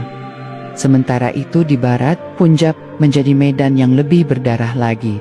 Punjab adalah tanah yang kaya, dengan sawah luas dan jalur perdagangan penting. Di sana, komunitas Muslim adalah mayoritas, tetapi Hindu dan Sikh juga memiliki pengaruh kuat. Ketika garis batas pemisahan ditentukan oleh Sir Cyril Radcliffe, Punjab dibelah dua. Punjab Barat masuk Pakistan, Punjab Timur masuk India. Pembelahan itu terjadi tanpa persiapan, dan hasilnya adalah bencana. Sejarawan mencatat, perpindahan penduduk terbesar dalam sejarah terjadi di Punjab. Jutaan Muslim bergerak ke arah barat menuju Pakistan, sementara jutaan Hindu dan Sikh bergerak ke timur menuju India. Jalan-jalan penuh dengan karavan pengungsi kereta sapi, kuda, dan pejalan kaki. Tetapi perjalanan itu berubah menjadi mimpi buruk. Konvoi Muslim sering disergap oleh massa bersenjata, Hindu dan Sikh. Mereka tidak hanya membunuh, tetapi juga melakukan kekerasan yang mengerikan. Perempuan-perempuan diperkosa lalu dibantai, anak-anak dilempar ke dalam api, masjid-masjid dihancurkan. Di sisi lain, balasan dari massa Muslim juga tidak kalah keras. Sungai-sungai di Punjab konon berwarna merah oleh darah manusia. Yang paling mencengangkan adalah kisah kereta pengungsi. Banyak kereta penuh Muslim yang berangkat dari India menuju Pakistan. Tetapi ketika tiba di Lahore atau kota-kota perbatasan, isinya hanya mayat. Saksi mata menceritakan bagaimana ribuan jenazah ditemukan di dalam gerbong. Tubuh-tubuh mereka dipotong, dan bau kematian menyelimuti udara. Peristiwa ini terjadi berulang kali, menunjukkan bahwa perpindahan penduduk 1947 bukan migrasi damai, melainkan pembantaian massal. Jumlah korban jiwa diperkirakan mencapai lebih dari 1 juta orang. Meski banyak sejarawan meyakini jumlah sebenarnya jauh lebih besar. Jutaan lainnya kehilangan rumah, harta, dan tanah kelahiran mereka. Dan semua itu terjadi hanya dalam hitungan bulan. Tragedi Bengal dan Punjab menorehkan luka yang tidak pernah sembuh. Ia menjadi bukti nyata bahwa pecahnya India dan Pakistan bukan sekadar perbedaan politik. Ia adalah hasil dari kebencian yang sudah berakar lama, dari sistem yang menolak persamaan Islam, dan dari ketakutan umat Islam untuk kembali menjadi korban di bawah dominasi Hindu. Dari dua wilayah inilah lahir kesadaran kolektif. Pakistan bukanlah pilihan, melainkan kebutuhan. Sebuah negeri yang harus berdiri agar umat Islam memiliki tanah air sendiri, agar mereka tidak lagi dipaksa tunduk pada sistem Hindu. Pakistan berdiri di atas darah Bengal dan Punjab, di atas pengorbanan jutaan nyawa yang tidak sia-sia. Ketika India resmi terbelah pada 10 Agustus 1947, Bengal dan Punjab sudah berdarah-darah. Namun satu wilayah penting masih menggantung nasibnya, Kashmir. Sebuah tanah yang indah di kaki pegunungan Himalaya, tetapi penuh dengan rahasia dan intrik. Kashmir saat itu adalah kerajaan merdeka yang diperintah oleh seorang maharaja Hindu bernama Hari Singh. Tetapi yang mengejutkan, lebih dari 70% penduduk Kashmir adalah Muslim. Seharusnya, dengan logika pembagian India-Pakistan berdasarkan mayoritas agama, Kashmir bergabung dengan Pakistan. Namun sejarah tidak berjalan semudah itu. Maharaja Hari Singh menolak bergabung ke salah satu negara. Ia ingin tetap berkuasa sebagai raja independen, meski rakyatnya mayoritas Muslim. Sementara itu umat Islam di Kashmir mulai memberontak. Mereka menolak diperintah oleh seorang raja Hindu. Apalagi di saat saudara-saudara Muslim mereka di Punjab dan Bengal sudah berkorban demi Pakistan.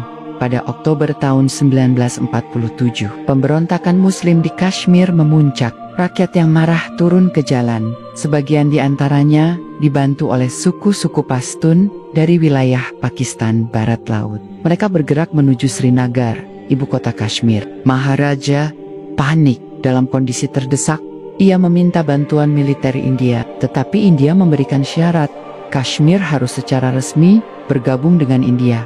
Disinilah titik balik sejarah terjadi. Maharaja menandatangani dokumen bergabung dengan India, meski mayoritas rakyat Kashmir adalah Muslim. Dengan dalih itu, India mengirim tentaranya masuk ke Kashmir. Perang pecah antara pasukan India dan para pejuang Muslim yang dibantu Pakistan. Perang ini berlangsung hingga 1948, dan akhirnya Perserikatan Bangsa-Bangsa turun tangan. Gencatan senjata ditetapkan, garis demarkasi ditarik, dan Kashmir terbagi dua wilayah barat, dikuasai Pakistan, dikenal sebagai Azad Kashmir. Sementara wilayah timur dan lembah utama Srinagar dikuasai India.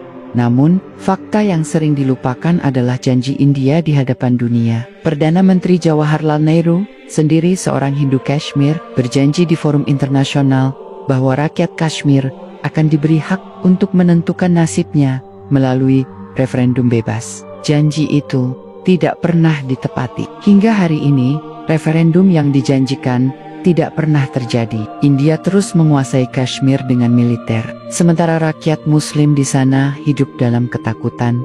Tragedi Kashmir menjadi bukti bahwa pecahnya India dan Pakistan tidak selesai di meja perundingan ke 1947. Luka itu terus menganga. Setiap generasi Muslim Kashmir tumbuh dengan mimpi yang sama, bergabung dengan Pakistan, atau setidaknya merdeka dari dominasi Hindu yang lebih menyedihkan. Kashmir berubah menjadi wilayah paling termiliterisasi di dunia. Ratusan ribu tentara India ditempatkan di sana. Setiap rumah bisa digerebek, setiap masjid diawasi, setiap pemuda Muslim bisa dituduh separatis, lalu ditangkap tanpa pengadilan. Kuburan massal ditemukan di berbagai lembah Kashmir, menjadi saksi bisu penderitaan yang jarang disorot dunia. Bagi umat Islam, Kashmir adalah perpanjangan dari sejarah panjang penindasan sejak era kolonial dan pemisahan. Bagi India, menguasai Kashmir adalah simbol kebanggaan nasional, meski harus menindas mayoritas rakyatnya sendiri. Dengan ini, semakin jelas bahwa pecahnya India dan Pakistan bukan sekadar masa lalu. Ia adalah proses panjang yang terus berlanjut. Pakistan lahir untuk melindungi Islam, sementara India tetap berusaha mempertahankan dominasi Hindu atas wilayah Muslim. Kashmir adalah bukti nyata. Benturan itu tidak pernah berhenti, hanya berubah bentuk dari perang terbuka menjadi pendudukan militer. Di balik gegap gempita kemerdekaan tahun 1947, ada jutaan umat Islam yang memilih tetap tinggal di India. Mereka adalah Muslim yang tidak berhijrah ke Pakistan, baik karena keterikatan pada tanah leluhur, kesulitan perjalanan, atau keyakinan bahwa mereka masih bisa hidup damai di bawah konstitusi India. Namun, kenyataan yang mereka hadapi sangat jauh dari harapan. Sejak awal, umat Islam India dipandang sebagai orang asing di negeri yang kini mayoritasnya Hindu. Mereka dicurigai, dianggap simpatisan Pakistan, dan diperlakukan sebagai warga kelas 2. Fakta sejarah mencengangkan, menunjukkan bahwa sejak 1947, kerusuhan komunal selalu menjadikan Muslim sebagai korban terbesar. Desa-desa Muslim dibakar, masjid dihancurkan, dan nyawa mereka menjadi taruhan hanya karena identitas agama. Salah satu tragedi besar terjadi di Hyderabad pada tahun yang sama. Hyderabad adalah kerajaan Muslim yang kaya raya, diperintah oleh Nizam yang menolak bergabung dengan India. Mayoritas rakyatnya juga Muslim. Namun India melancarkan operasi militer yang dikenal sebagai Operasi Polo pada September tahun 1948. Dalam operasi itu, pasukan India menduduki Hyderabad. Laporan-laporan sejarah yang disembunyikan lama kemudian terbongkar. Lebih dari 40.000 Muslim tewas, ribuan perempuan diperkosa, dan harta benda dijarah. Hyderabad yang pernah menjadi pusat kebudayaan Islam di India jatuh dalam darah dan kehancuran. Selain Hyderabad, tragedi juga menimpa Muslim di Gujarat atau Pradesh, Assam, dan Bihar.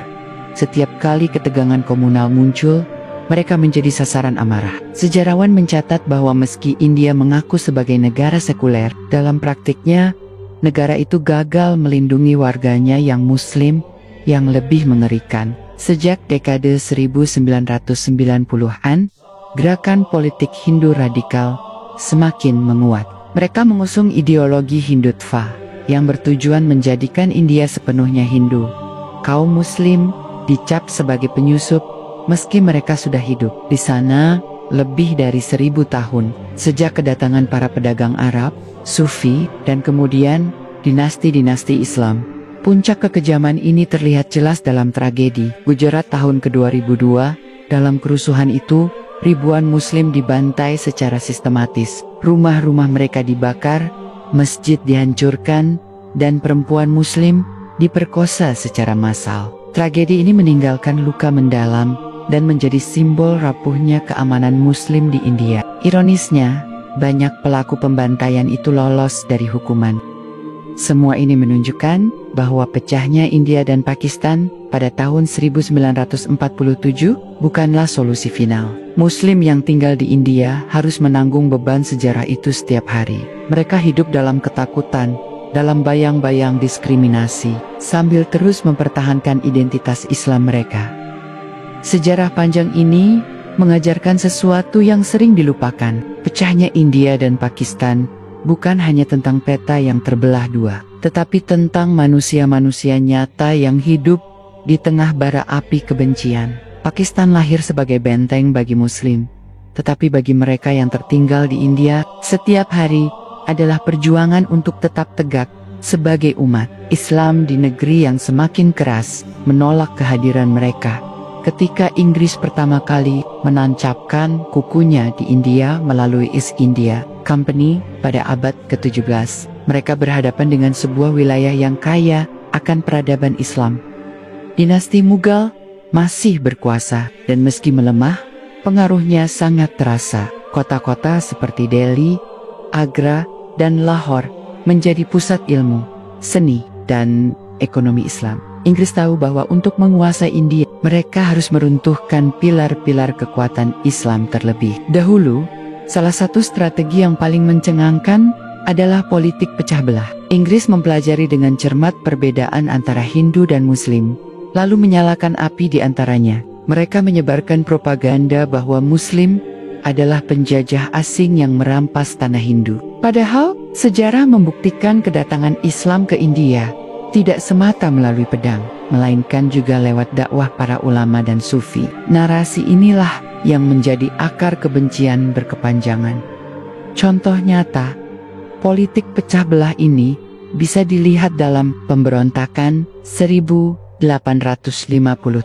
yang oleh umat Islam disebut jihad besar dan oleh Inggris disebut Sepoy Mutiny. Umat Islam dan Hindu saat itu sempat bersatu melawan Inggris, mengibarkan panji jihad di Delhi, bahkan mengangkat Bahadur Shah, dua kaisar Mughal terakhir, sebagai simbol pemersatu. Namun Inggris dengan cepat memutarbalikkan keadaan. Setelah berhasil memadamkan pemberontakan, mereka menghukum umat Islam jauh lebih keras dibanding Hindu. Ribuan ulama digantung, pesantren dihancurkan, dan lembaga-lembaga Islam dibubarkan. Sejarawan Ahlus Sunnah mencatat bagaimana Inggris dengan sengaja menyudutkan Muslim sebagai musuh utama. Pendidikan Barat diperkenalkan, tetapi dengan kurikulum yang merendahkan sejarah Islam di India. Anak-anak Hindu lebih banyak mendapat akses, sementara Muslim didorong agar tetap tertinggal. Inilah yang kemudian menciptakan jurang sosial ekonomi. Hindu mulai menempati posisi elit dalam birokrasi kolonial, sementara Muslim semakin terpinggirkan. Intrik ini semakin diperkuat dengan kebijakan administratif. Inggris mendirikan Indian National Congress pada 1885, yang perlahan menjadi wadah perjuangan kemerdekaan India. Namun kepemimpinannya didominasi oleh Hindu Muslim, mulai merasa bahwa kepentingan mereka tidak terwakili. Dari sinilah muncul kebutuhan untuk membentuk organisasi politik sendiri, yang akhirnya melahirkan All India Muslim League pada 1906.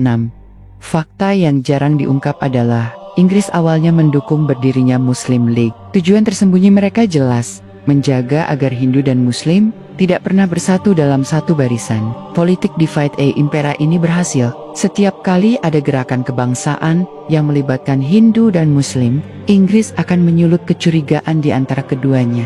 Contoh paling gamblang terlihat pada pembagian Bengal tahun ke-1905. Inggris memecah Bengal menjadi dua, Bengal Timur yang mayoritas Muslim dan Bengal Barat yang mayoritas Hindu. Meskipun alasannya administratif, jelas sekali bahwa tujuan utamanya adalah menanamkan rasa saling curiga. Keputusan itu memicu protes keras dari kalangan Hindu, sementara Muslim mendukungnya karena merasa mendapat wilayah otonomi. Ketegangan semakin dalam, dan retakan itu tidak pernah sembuh hingga pecahnya India pada 1947.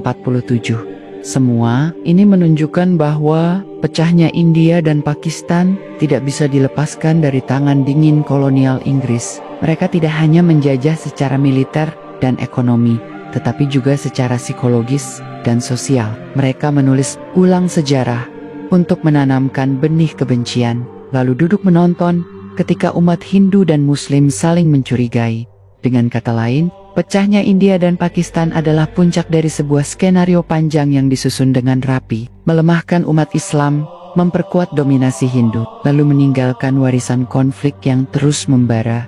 Bahkan setelah Inggris pergi, sejarah India sebelum 1947 selalu ditulis dengan narasi nasionalis, bahwa Hindu dan Muslim adalah satu bangsa yang sama, hanya berbeda keyakinan. Narasi ini didorong oleh kalangan Hindu yang menguasai Indian National Congress. Namun, bagi umat Islam yang telah mengalami diskriminasi sejak jatuhnya Mughal, narasi itu terdengar seperti jebakan. Bagaimana mungkin mereka bisa hidup aman di bawah dominasi Hindu, jika sejak masa kolonial saja mereka sudah disingkirkan dari posisi penting? Disinilah muncul sebuah gagasan radikal sekaligus visioner yang kelak mengubah peta dunia, two nation theory. Gagasan ini menyatakan bahwa Hindu dan Muslim bukanlah satu bangsa, melainkan dua bangsa yang berbeda secara fundamental. Berbeda agama, budaya, hukum, bahkan pandangan hidup. Tokoh penting yang mengartikulasikan ide ini adalah Sir Syed Ahmad Khan, seorang ulama dan intelektual Muslim abad ke-19. Ia menyaksikan sendiri bagaimana Muslim hancur total setelah pemberontakan ke-1857. Dalam pidatonya, ia mengingatkan umat Islam bahwa mereka tidak boleh larut dalam arus nasionalisme Hindu. Ia menegaskan bahwa Muslim adalah komunitas yang berbeda, yang harus memiliki lembaga pendidikan, hukum, dan politik sendiri. Sir Syed Ahmad Khan bahkan mendirikan Aligarh Muslim University untuk mencetak generasi muslim terpelajar yang mampu melawan dominasi Hindu dan kolonial. Pemikiran itu kemudian diwarisi dan diperkuat oleh tokoh-tokoh besar lainnya, terutama Muhammad Iqbal. Dalam pidatonya pada 1930 di Allahabad, Iqbal secara tegas mengusulkan agar wilayah barat laut India yang mayoritas muslim, Punjab, Sindh, Baluchistan, dan Afghanistan Barat Daya dijadikan sebuah negara muslim yang merdeka. Pidato ini sering disebut sebagai cikal bakal ide Pakistan. Iqbal bukan hanya seorang penyair dan filsuf, tetapi juga seorang visioner. Ia melihat jauh ke depan, bahwa jika muslim tidak memiliki tanah air sendiri, mereka akan tenggelam dalam lautan mayoritas Hindu. Kata-katanya yang berapi-api membangkitkan kesadaran politik baru, bahwa identitas Islam harus dilindungi dengan sebuah negara Islam. Namun gagasan Iqbal itu tidak akan pernah menjadi kenyataan tanpa Muhammad Ali Jinnah, yang kelak dijuluki Quaid Azam atau pemimpin besar.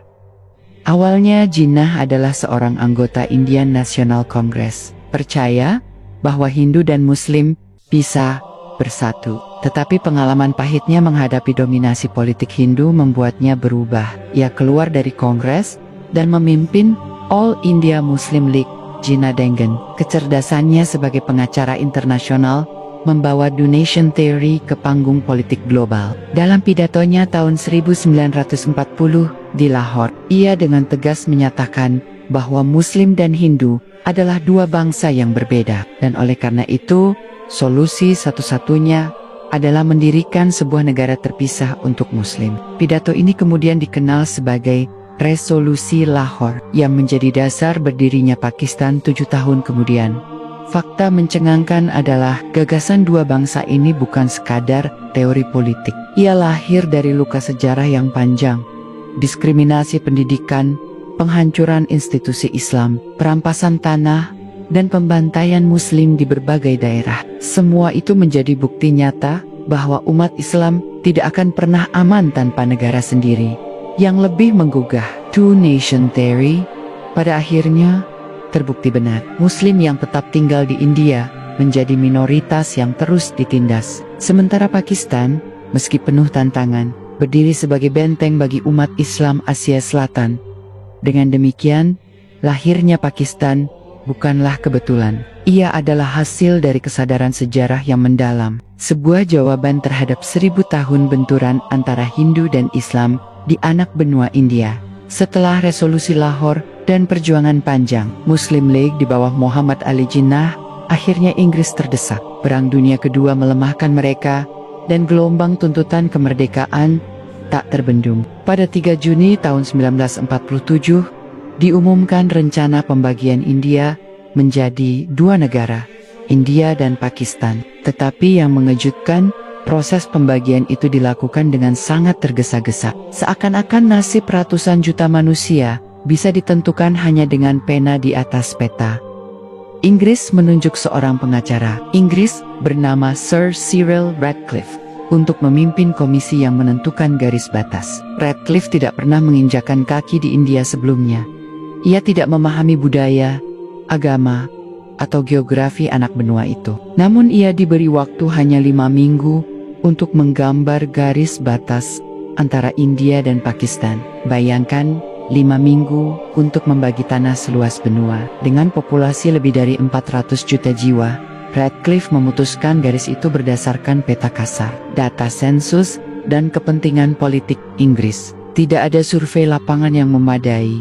Tidak ada musyawarah dengan rakyat yang akan terdampak. Akibatnya, pembagian itu menghasilkan tragedi. Desa-desa terbelah, masjid dan kuil berada di tengah zona konflik. Keluarga terpisah selamanya. Ketika pengumuman resmi garis batas dilakukan pada 17 Agustus tahun 1947, dunia menyaksikan salah satu eksodus terbesar dan paling berdarah dalam sejarah modern. Lebih dari 14 juta orang terpaksa meninggalkan rumah mereka. Muslim dari India menuju Pakistan, Hindu dan Sikh dari Pakistan menuju India. Perjalanan itu bukan migrasi damai, melainkan pembantaian massal. Kereta-kereta penuh pengungsi berangkat dari Punjab menuju Lahore atau Delhi, tetapi seringkali yang tiba hanyalah gerbong penuh mayat. Desa-desa diserang, konvoi pengungsi dibantai di jalan, perempuan diperkosa, anak-anak dibunuh. Sejarawan memperkirakan lebih dari 1 juta orang tewas dalam gelombang kekerasan ini. Salah. Satu fakta yang jarang diungkap adalah keterlibatan milisi-milisi Hindu dan Syiar yang secara sistematis menyerang komunitas Muslim di Punjab Timur. Begitu juga sebaliknya, milisi Muslim membalas di Punjab Barat.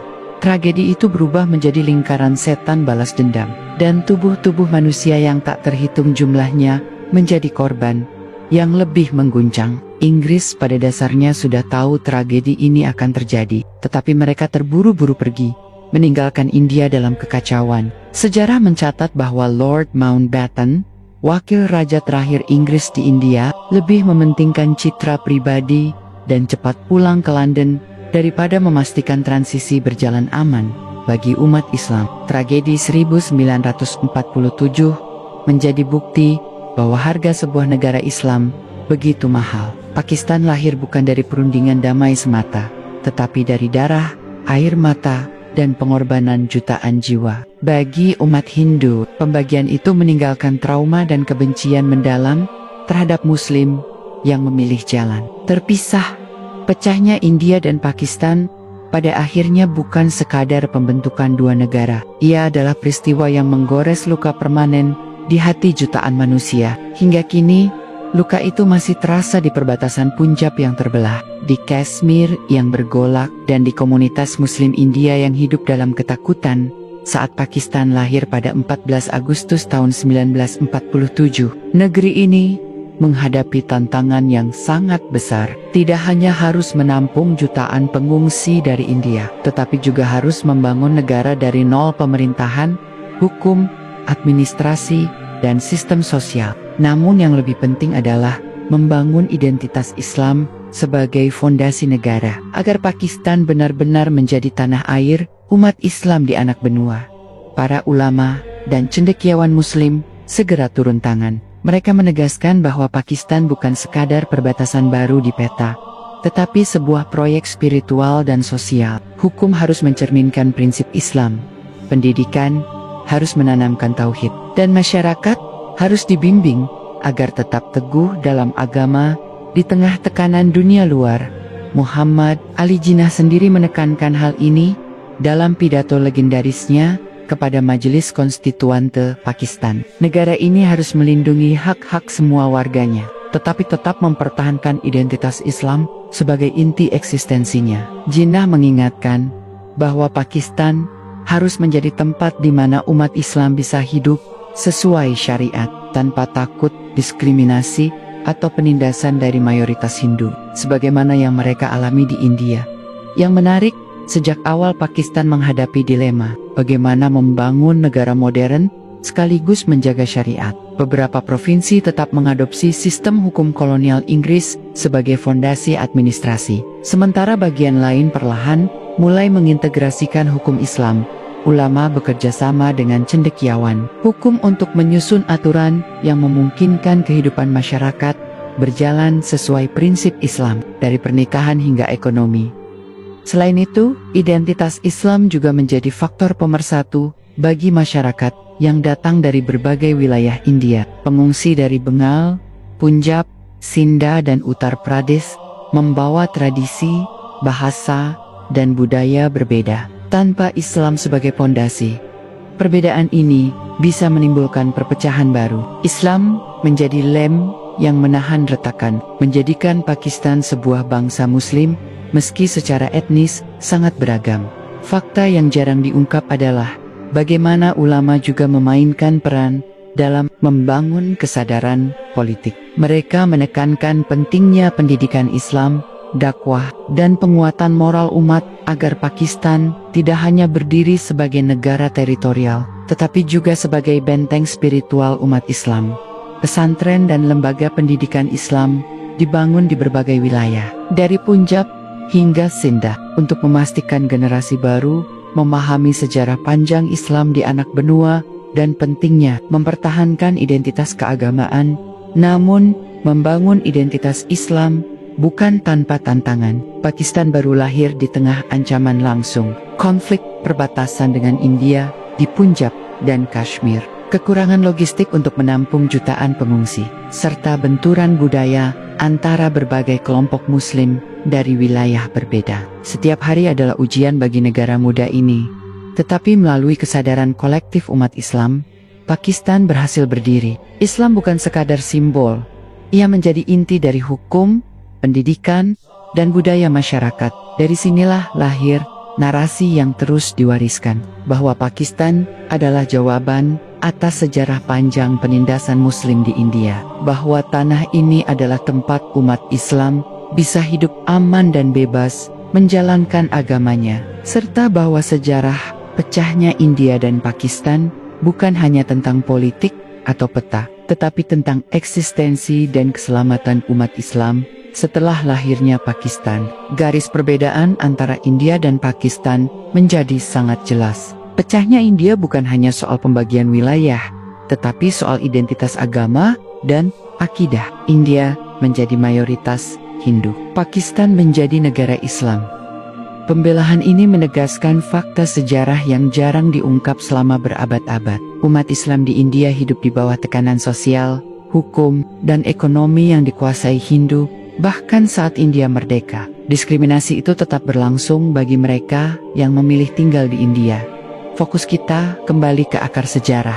Benturan antara Hindu dan Islam bukan terjadi secara tiba-tiba pada abad ke-20. Ia dimulai sejak Islam masuk ke anak benua, melalui perdagangan dan dakwah pada abad ke-8, berkembang menjadi kekuatan politik dengan Kesultanan Delhi dan Kekaisaran Mughal. Selama ratusan tahun, umat Islam membangun institusi pendidikan, hukum, dan ekonomi yang inklusif. Namun, sistem kasta Hindu tetap menindas sebagian besar rakyat, terutama yang non-Hindu. Ketegangan terus menumpuk. Selama masa kolonial Inggris, strategi divide and impera memperdalam jurang antara Hindu dan Muslim. Inggris memberi akses pendidikan dan jabatan administratif lebih banyak kepada Hindu, sementara Muslim mulai terpinggirkan. Fakta ini jarang disorot. Muslim bukan hanya kehilangan kekuasaan politik, tetapi juga posisi sosial dan ekonomi, sehingga ketakutan mereka untuk hidup aman di India terus meningkat.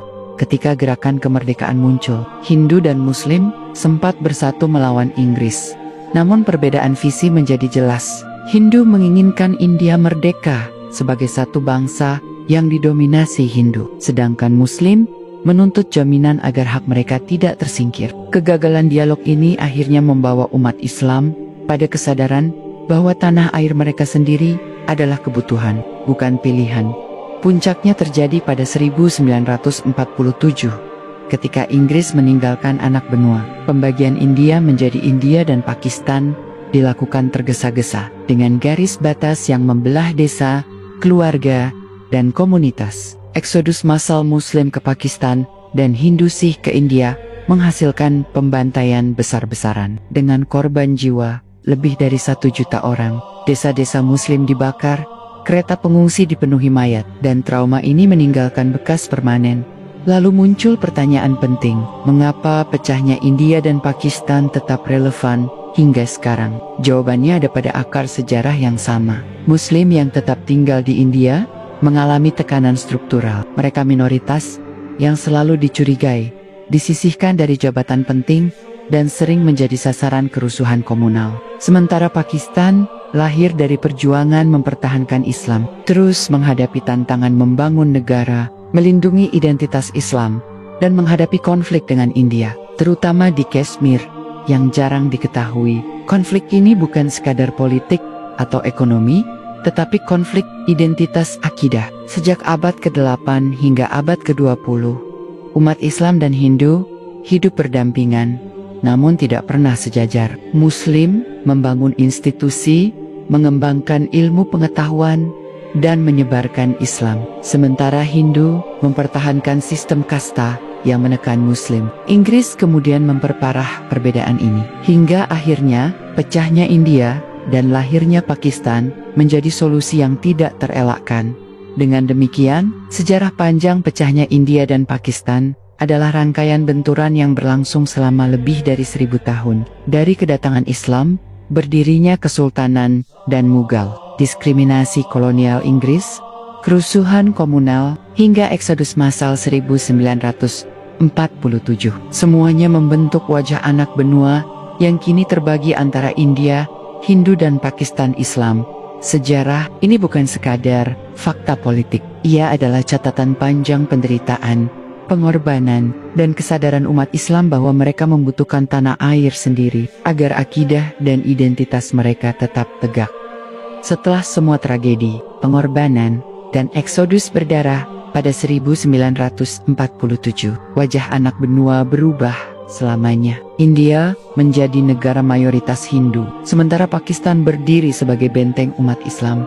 Tetapi, sejarah panjang pecahnya ini meninggalkan warisan yang tidak mudah dihapus. Luka-luka komunitas Muslim yang tetap tinggal di India, ketegangan berkepanjangan di perbatasan Punjab dan Kashmir, serta ketakutan bahwa benturan identitas akidah bisa muncul kapan saja bagi umat Islam. Pakistan adalah jawaban dari penderitaan berabad-abad. Tanah ini lahir dari kesadaran kolektif bahwa mereka tidak bisa lagi hidup di bawah dominasi Hindu, bahwa Islam harus memiliki tanahnya sendiri agar tetap tegak, dan bahwa pengorbanan jutaan nyawa tidak boleh sia-sia. Identitas Islam dibangun melalui hukum, pendidikan, dan institusi yang menegakkan prinsip tauhid menjadi fondasi negara yang lahir dari darah dan air mata.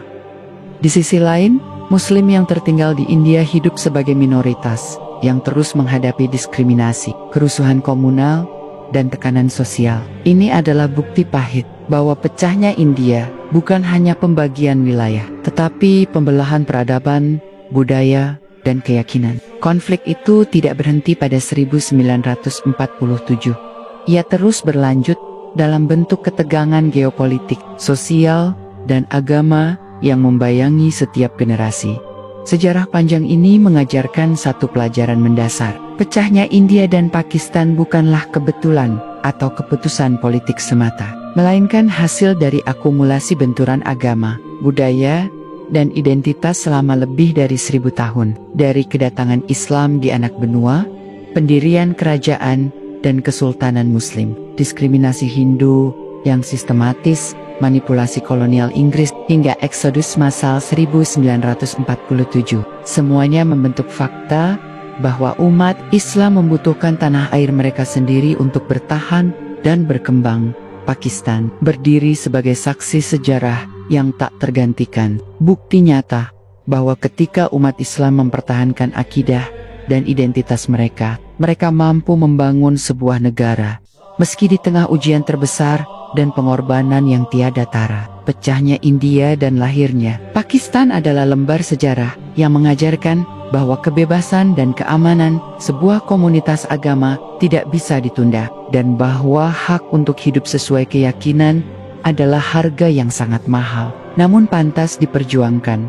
Sejarah panjang pecahnya India, Hindu dan Pakistan Islam bukan sekadar peristiwa masa lalu. Ia adalah catatan hidup umat Islam yang berjuang mempertahankan akidah, identitas, dan hak mereka di tanah yang kerap menindas. Dari ratusan tahun benturan hingga eksodus berdarah 1947, dari pembentukan Pakistan hingga tantangan Muslim minoritas di India. Narasi ini menunjukkan satu kebenaran yang tidak bisa dihapus. Islam dan umatnya memiliki tempat, tanah, dan sejarah yang harus dihormati, dijaga, dan diingat.